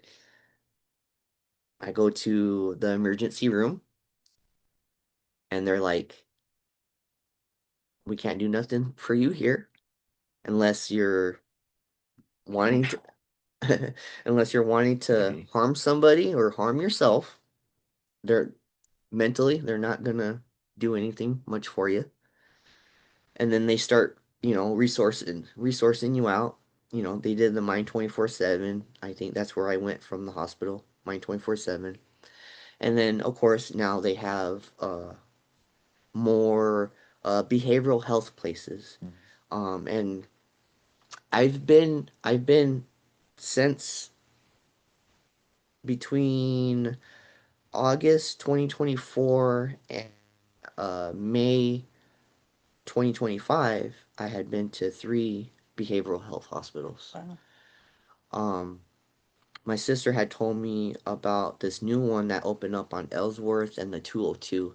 It's called Agave. So I was like, you know what? I'm gonna try this place out first. I've never been to one before. Scary, mental institute, whatever you want to call it. You know, uh, people that are going there are having some of the hardest issues. Their mind is gone. You don't know where their mind is. You don't know if they're uh, homicidal. You don't know if they're suicidal. You also You know, don't know if you're going to be able to have contact with anyone outside once you get in. yeah. Yeah. So, my sister had told me about this place, and one morning I had a really bad night. Um, I was kind of self-medicating, and just with everything, my mind and the self-medication, it finally exploded. Mm-hmm. And it hit my paranoia part of my brain, and that is a different thing. Like when my paranoia kicks in, it's the worst of the worst things that could happen. And it's your Yeah. brain. Just creating things that aren't happening. Yeah, Yeah. yeah. So that happened to me. I woke up. Even if I slept, I don't. I might have dozed off for a little bit. Woke up. Told the girlfriend right away. Hey, um, I need some professional help, like right now. Like, At least you didn't ignore it. Yeah. like Yeah. take me somewhere. Mm-hmm. So I looked up that place. She took me there right away. Mm-hmm. No fighting, no nothing. Took me there. Going to something new. You don't know what to expect, what it's all about. I was at that point where it's like, shit, I gotta do whatever I gotta do because right now, like, if I don't, I might lose myself forever. Mm-hmm. You guys might lose me forever. So I had to do what I had to do, and I'm happy that there's places out there like that now. I had my first taste and experience of a behavioral health hospital. I think I was there for like a week or two at first. Did you feel safe there? I did. Yeah. I did, actually. I actually feel a lot more safe there than I did at home. Yeah. So, yeah, even though, you know, not supposed to talk about, certain people there and Yeah, what goes no, on there and yeah, all you that have to stuff. get specific, but yeah. But definitely I can't remember names or anything, so that's already, past the HIPAA thing, Mm-hmm. but you definitely you at these places, you definitely get a little taste of everybody's mental health. And that's from schizo to depression, Mhm. uh, anxiety. Some people could look at, schizo one way. Some people could look at depression, anxiety another way. Um, you get a little bit of all of it, and Mm-hmm. you're with all of that in a unit. Like, if you like it or not, you're gonna have some type of conversation Mm-hmm. or introduction to someone that you've never met before that's had that type of mental uh disability. So I've definitely had my taste of a little bit of all of that. I've met some characters, and of course you get the people that are still suffering mentally, and they turn to drugs, alcohol, and then you got those people that come in there as well, and they're Mhm. coming off of, Mm-hmm. Yeah. some heavy stuff Hmm. nowadays. Yeah. Fentanyl is probably the heaviest thing out there right now. You come across those people, they're coming off of that, they're coming off of alcohol. Coming off of that stuff is deadly itself. Yeah. Yeah. And you have to take medication. You have to be watched when you're like addicted and heavy onto that stuff. You have to like 24/7 care. Like you literally, Yeah. there's certain medications you have to take to help you wean off of, Yeah. you know, a certain drug, a certain alcohol, you know, all that stuff. Yeah. And I seen it. I seen all that. So the first time I was there for like a week or so, uh, you know, see a psychiatrist. In program, uh, they try to have therapists there, have you do stuff that is supposed to help, you know, stimulate certain parts of your brain and get, you know, the good feelings and all that stuff back. But you know, it's still, you know, you do or you don't. I think I did pretty good my first time. I woke up, I went to all the therapy meetings and all that stuff when I first went. Went through that. They put me just on one medication, um, and I just feel like it just wasn't really. I think I was taken out of my environment, and that made me feel better. So when they gave me the medicine, I'm like, okay, I'm feeling better.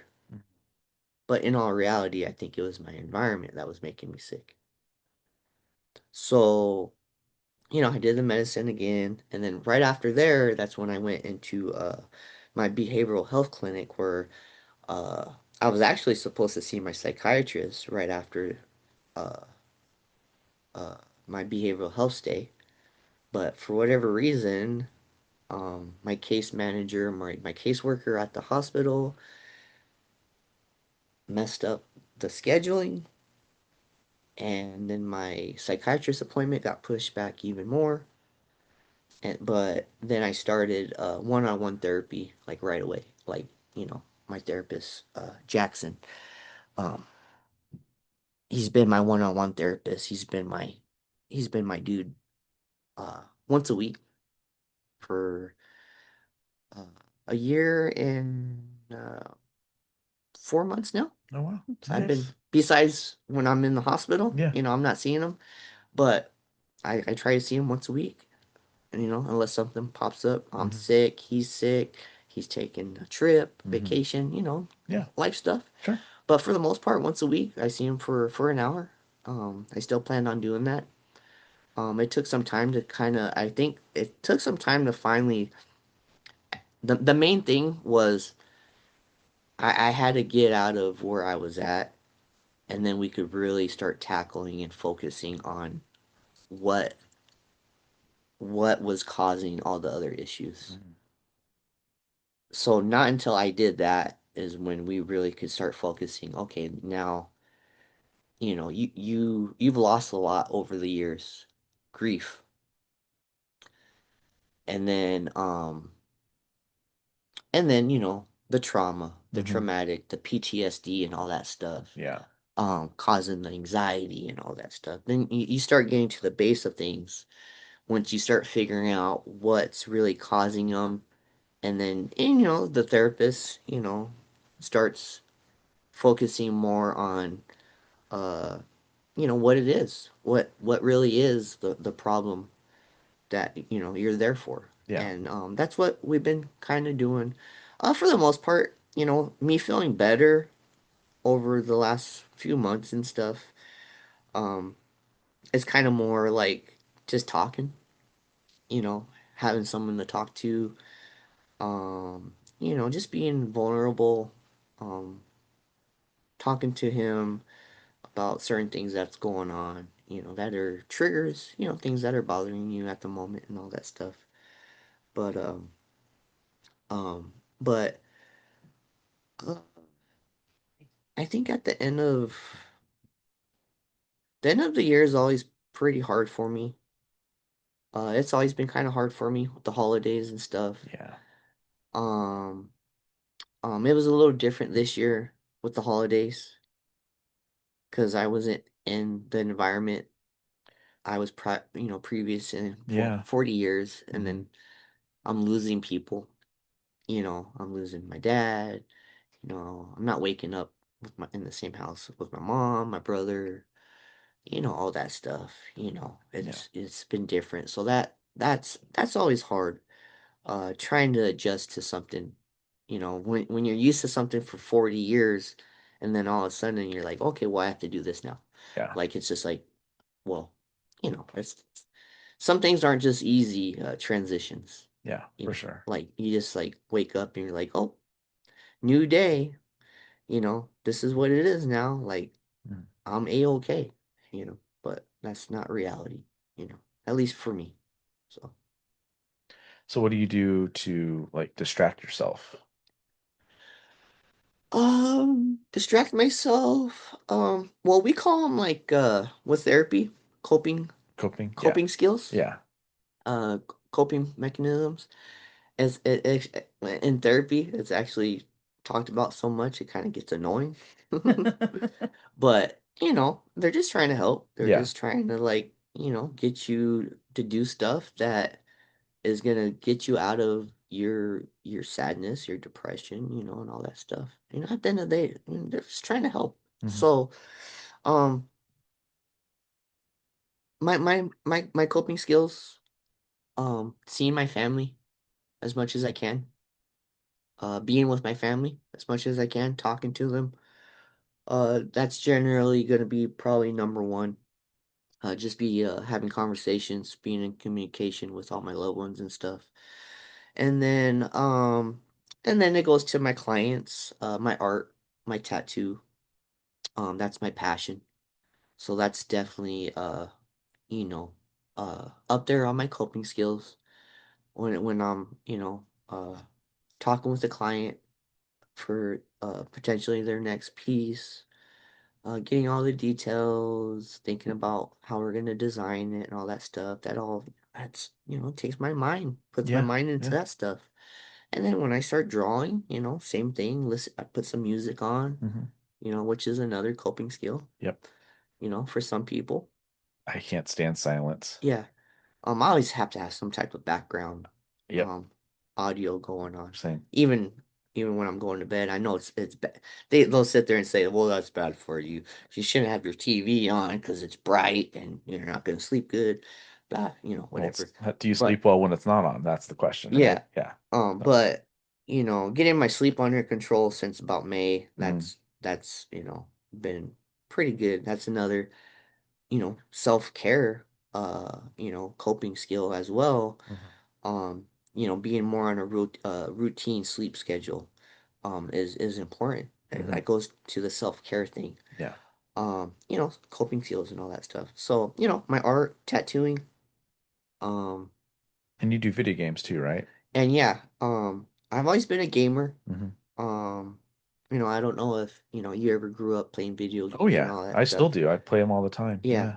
um I go back to Atari. Okay. So we were fortunate enough to have an Atari system, and pretty much every game for Atari. So I started off with Atari, Mm. literally Nintendo, Yeah. you know, Atari to Nintendo. And then I think it went, I kind of went down a certain console way. Some people, if they were lucky enough, they would have every console for Yeah. that I knew those that people. generation, Yeah. right? They had the Super Nintendo and the Sega Yeah, Genesis yeah. and all that stuff. Unfortunately, we didn't have that, but we Yeah. were still blessed enough to get a console Sure. at least, Absolutely. Yeah. So, Nintendo, Super Nintendo, I think we went that route. And then I think I didn't do 64. My buddies had I still have my 64. 64. So I Yeah. would go to my buddies' houses and play 64 because I still like Nintendo, Hmm. Mario, Oh yeah. GoldenEye was like the big GoldenEye. Yeah. GoldenEye was the big S- N64 game. Mario Kart was my Yeah, Mario Kart Mario and Kart. GoldenEye for me. Yeah, Yeah. Mario Kart would go back to Super Nintendo days too. Hmm. And then I think from Nintendo I went to PlayStation. Okay. Yeah. That's what I did So too. I've been pretty much a gamer my whole life. Go to arcades, Hmm. play Yeah. arcade games, all that stuff. PlayStation 2. I don't think I did PlayStation 3. I went to Xbox. Xbox 360, Xbox One was my last console. Now everything's turning into PC. Yeah. PC is like PC is it's that's the main gaming platform. The consoles, they don't have it. They don't have the hardware, the software, everything to match up with what people can run with their PCs these days. And it's like, well, you want the advantage, of Yeah. course. You're playing on a console and you're playing against somebody on PC, and their mouse and keyboard or whatever, they're gonna Yeah. have that advantage. Their computer's faster, their processor, their memory, all that stuff. Their monitor. Everything's just better Mhm. compared to consoles. So like a couple years ago, I got a PC, and I kind of just been upgrading that over the years. So I mainly game on my PC, and then like over the years, my buddies, well, my one buddy, he was streaming for a little bit, gaming, but me and my other buddy would always talk about like, man, we should do like a podcast or do something like streaming, because we're like, we're some characters for sure. The wives and the girlfriends would tell you, like, yeah, you guys, if you guys did something, you would probably push some buttons, but people would be pushing buttons. Yeah. Right. Yeah. Right. Like, Yeah. what do these guys got to say next? So I thought I kind of started up streaming mainly like just to get going on the gaming thing, because like I said, I'm still more introvert. Hmm. um Multiplayer, playing online, I'll wear a headset and microphone, Hmm. but I don't really have conversation with like strangers and stuff. Like I'm just, I'm like, when my buddies get on, like we'll go on Discord, and we're in our little group, and Yeah. we talk our talk there. Yeah. And but started streaming gaming. Uh I've done a couple tattoo sessions, three total. Hmm. One with another client, two with you guys. I've done a couple like art session streamings on there. But I still have like all the cheaper stuff, cheap Walmart, camera. Um, my headset's, a little expensive, pretty nice microphone on that. So I just use that for the most part. But it's doing okay. I've had some good views on some things. Some things definitely more than others. Hmm. I try to, I try to share on all my platforms, of course. My private Facebook, my art page. I started up a, a streaming gaming live stream uh, page. But for that, like you have to have certain amount of people following you, and then you have to have it for 2 months on Facebook Mm. to start live streaming and using that for its full potential.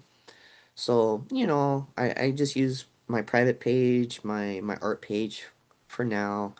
Instagram, Snapchat doesn't do live. Like, you could kind of like just sit there and push the button, and then like you could invite your friends and kind of see what you're doing. Other than that, you can't just hit the button and live stream on Snapchat, which is kind of weird Yeah. because Snapchat's like still pretty huge. Like that would make sense to me to like be able to live stream, more content on Snapchat. Yeah. I don't know if they have a thing where you hit a certain thing and you're Probably. able, most likely. Instagram in Yeah. August changed. You had to have like 1,000 or more followers to go live. And it's Yeah. like, well, that sucks. Yeah. So it's Yeah. TikTok now for us. Yeah. Yeah. Instagram, I was good on that. Instagram was my second biggest following. So I Okay. was okay on that. Um, I was trying to get my content, my art, everything back out there. So I did a lot of self-advertising over the last couple months, Mhm. and my Instagram, and probably my Instagram and a couple of my other platforms kind of grew up a little bit. For gaming, I started off with Twitch. So I'll like I kind of just go down my list. Like I Mhm. start, Facebook, and then just go down my list, and then I started up a YouTube. Finally, I got my old YouTube channel back up, and Nice. but it's I don't have many following on there. I think I checked the other day. I have like 5 or 6 subscribers or Mm. something. So it's just having to start. You got to start somewhere. But Yeah. definitely some videos definitely get a little more views than others. Yeah. Um, right now, for 2 years now, we've been collecting cards, trading cards again. I used to do that back in the day. But the trading card thing now is so different than what it was back in the day. Like it is a hobby still, But but it let's makes just say money. it is a very expensive hobby. Yes. Huh? It's going into it, I didn't think of that. I Mhm. was like, man, I miss collecting Yeah. cards and stuff. Like, Yeah. but like I would see stories. I think it kind of more started off with like the Pokemon coming back and like people having rare Pokemon cards and they're like turning them and selling them for like $5 million. Yeah. And it's like, what? Like, my brother had some of these first edition Pokemon cards back in the day, late 90s. Mhm. Some of these cards are selling for Hundreds a of million, thousands of dollars. million Yeah. dollars. Yeah. Now I can't sit there and say if he actually had any of these cards, because I'm not a Pokemon guy. That you don't probably Neither, want to think neither about it. I think about it, unfortunately. Um, especially now since I'm more involved into the hobby and Yeah. see like what some of these cards go for. It is crazy. Little kids are pulling cards and could pay for their college tuition Yeah. Mhm. completely. Like Yeah. not even joking. Yeah. I've seen it multiple Yeah. times. Little kids.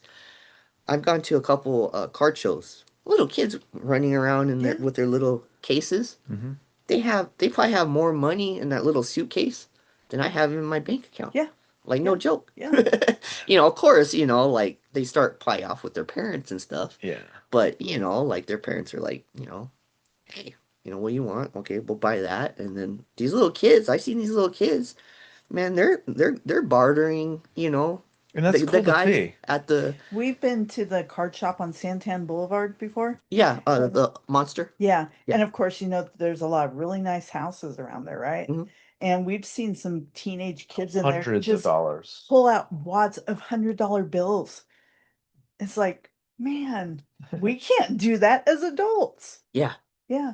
Yeah. Yeah. There's a card show next Saturday. On what, Elliott and something. Yeah, they have. Yeah. Oh man, card shows. They're Yeah. constant Have you been right to now. those? I've been to a couple. Okay. Yeah. I was gonna say you could always This is just the one yeah. next week. There's one next week if you wanted to Yeah. go. It's Um. I'll give you send you the details. Yeah. I I used think to. it's free. So I try to follow like a lot of the bigger ones okay. where like they're like the biggest in the state. Mm-hmm. I think we actually went to one of those last year. We went to the new casino. That was cool. Yeah, it was fun. Um. The last one we went to, it was one of the Suns rookies was gonna be there, taking photos and signing autographs and stuff. So we were kind of more stoked to go there for that. Mm-hmm. Um, because we were getting into cards and like we like getting pictures and autographs and all that stuff too. We like collecting stuff, and so we did that. I think that might have been the last one. I think that might have been the last one we've done. That was downtown Phoenix at the convention center. So that one was pretty big. Um, we were there pretty much all day. Probably didn't even see every table, Yeah. see what Right. everything that everybody had. Because you want you see something you like and you kind of want to go through the cards to see if something. But Yeah. oh yeah, there's people making deals, $1,000 deals, $10,000 deals. I've sat there and watched them. Mhm. I'll show you my card collection before you take off Yeah. today. Okay, cool. It's pretty. I've been doing it since like I was probably 6. Yeah. And just have. You've always collected Oh since yeah. then? Like you Yeah. never stopped? Never I had probably a stopped period? when we were in California, but I would still go to check stuff out. I don't think I've stopped for more than like a couple years probably. Yeah. And it just depends on what I've collected. It's changed over the years. Oh yeah. Yeah, for me, for me it was I grew up in like they call it the junk wax era. Uh-huh. Like the 80s, 90s where like they overproduced Oh yeah.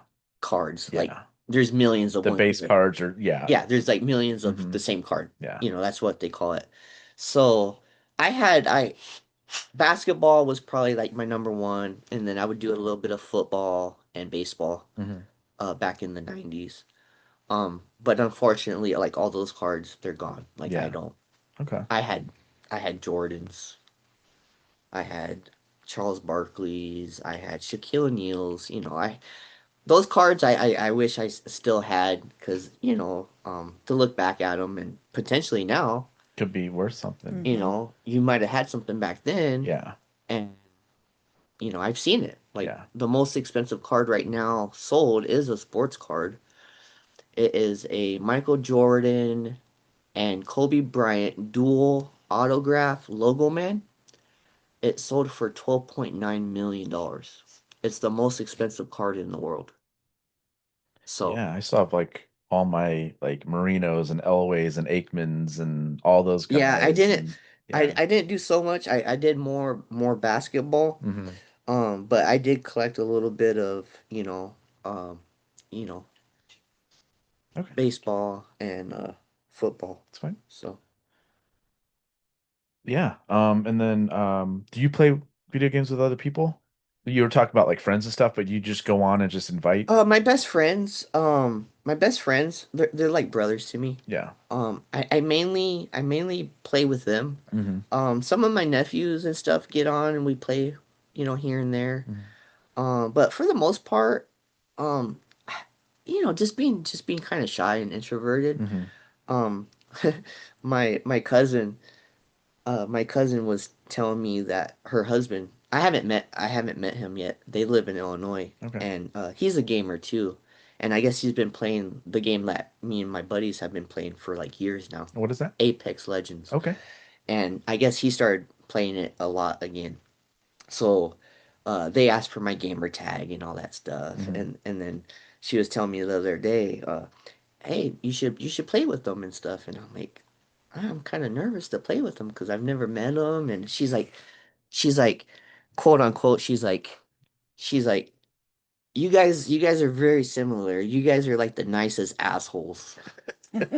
And I'm like, I okay, get that. yeah. Yeah, I get So, that. so like, but then again, it's just me like, I don't talk a lot, and then Hmm. sometimes when I do with my buddies, it gets a Yeah, little yeah, a little abusive, aggressive and yeah, like, yeah. I'm like, dude, I'm saying do this, do that, and you're not doing it, and then I'm calling you out, or you're calling me out, and then we start yelling at each other and all that, Yeah, friendship, sure. brotherhood stuff. Yeah. So I just, I get nervous, like, gaming with somebody new because I don't know how they play. I Hmm. want to play, How like you with do? them, Yeah. have a good time at the end Yeah. of the day. That's all that matters, and get my mind out of the gutter. Yeah. It's the whole So whole reason to do it. yeah, Yeah. yeah. Nice. And last one I have is do you go out and do things?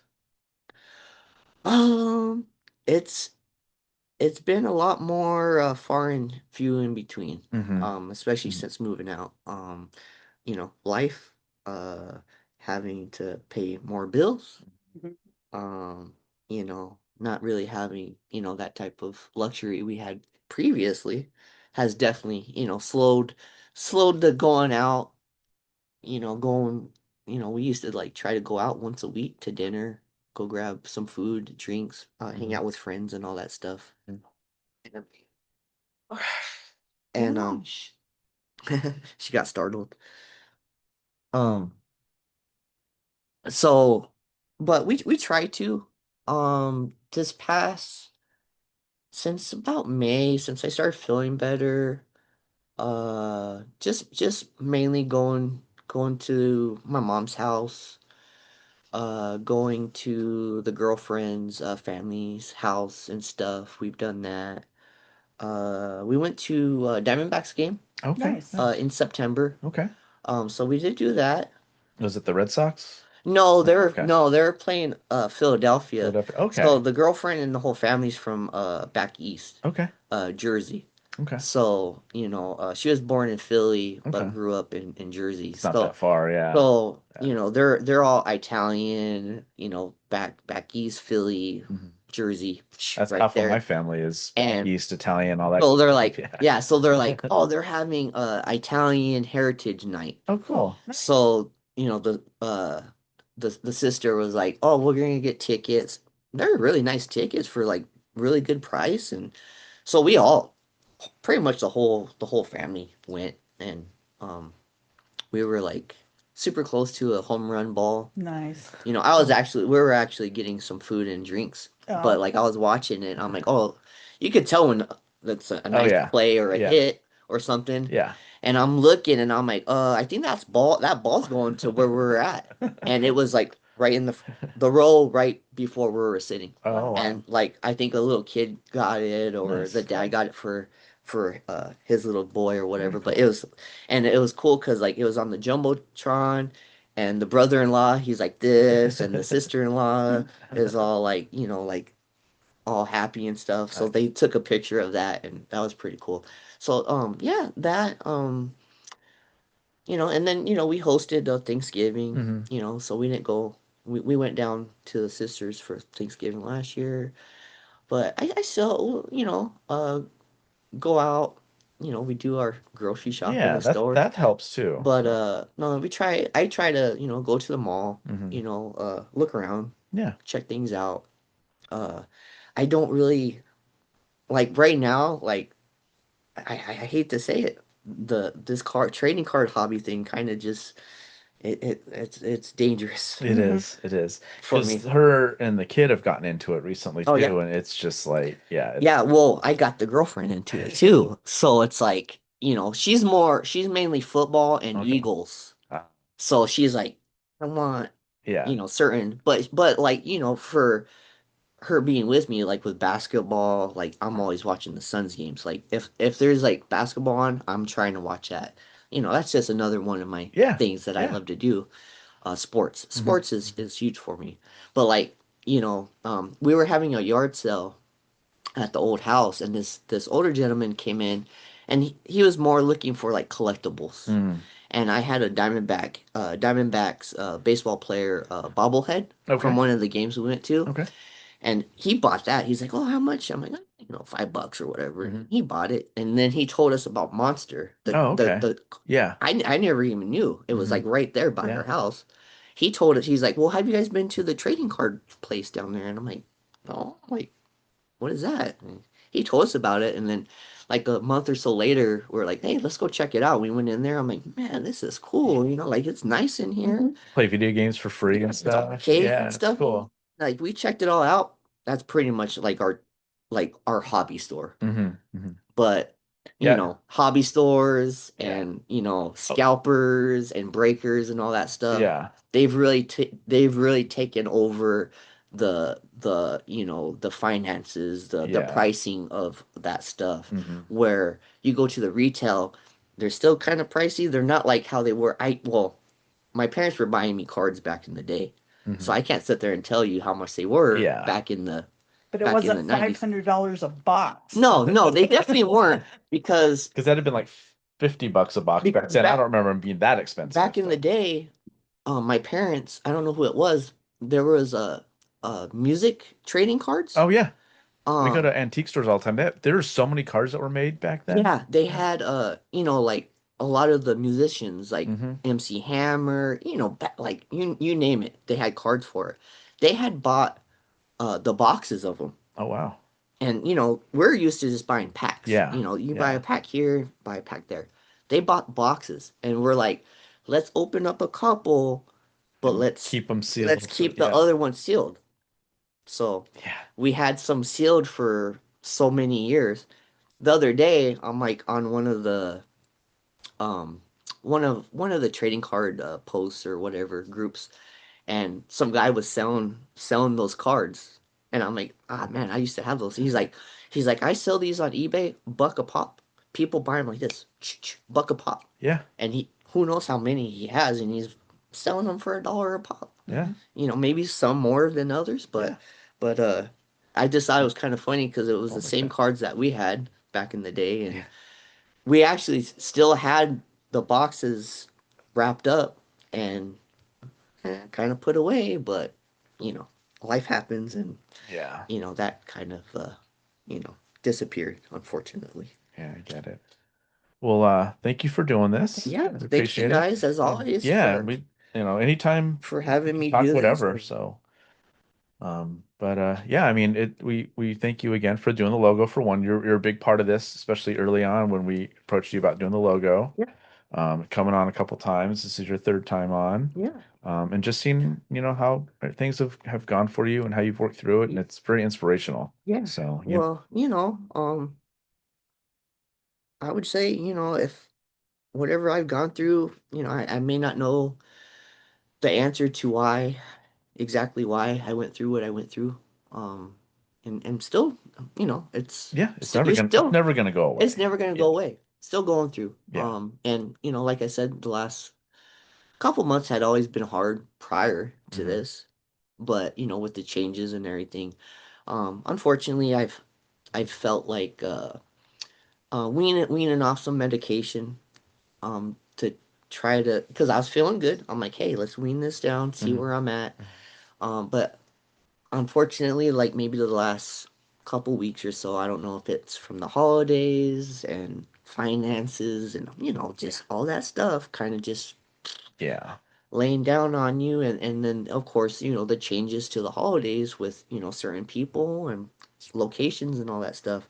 I think it has kind of it's kind of hit my nerves again, unfortunately. So I'll be going back to upping my medicine.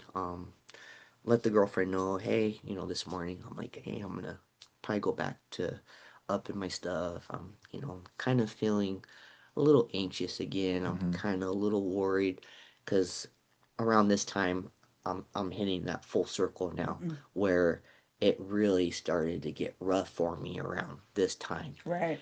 So like that's now it's a traumatic experience for Mhm. me, and it's like, you know, I know I need to tell myself the therapists are going to sit there and say, "Hey, don't think about it. Yeah. Like, do other stuff." So I appreciate you guys, inviting me again to do this, and of course, being my clients for however many years now, Mhm.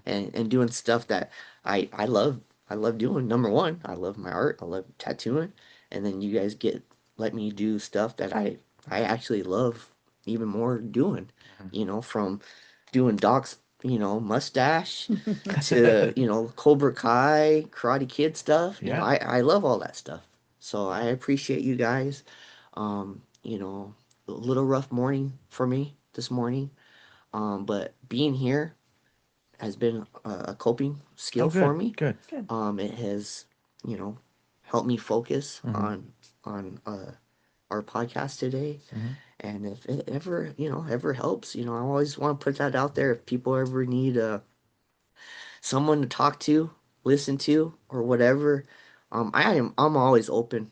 Judgmental free. I'm gonna Mhm. be one of the least judgmental person you're gonna come across, and I could if you just need someone to listen to or talk to, I'm always open for that. I'm very easy to find.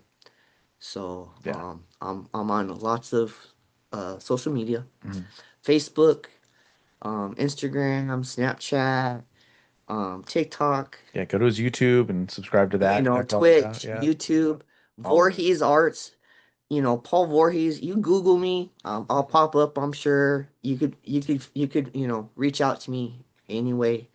I'm always open. You would know, but anybody that needs help would never be a burden to Yeah. me. So I just Awesome. wanted to Awesome. put that out there. Yeah, for sure, for sure. And we'll put all of your links and everything in the I notes too. appreciate it. Yeah. So yeah, absolutely. Cool. Well, thank you for doing this, man. We Thank, appreciate it. thank you guys. Appreciate it. Drumming up conversation.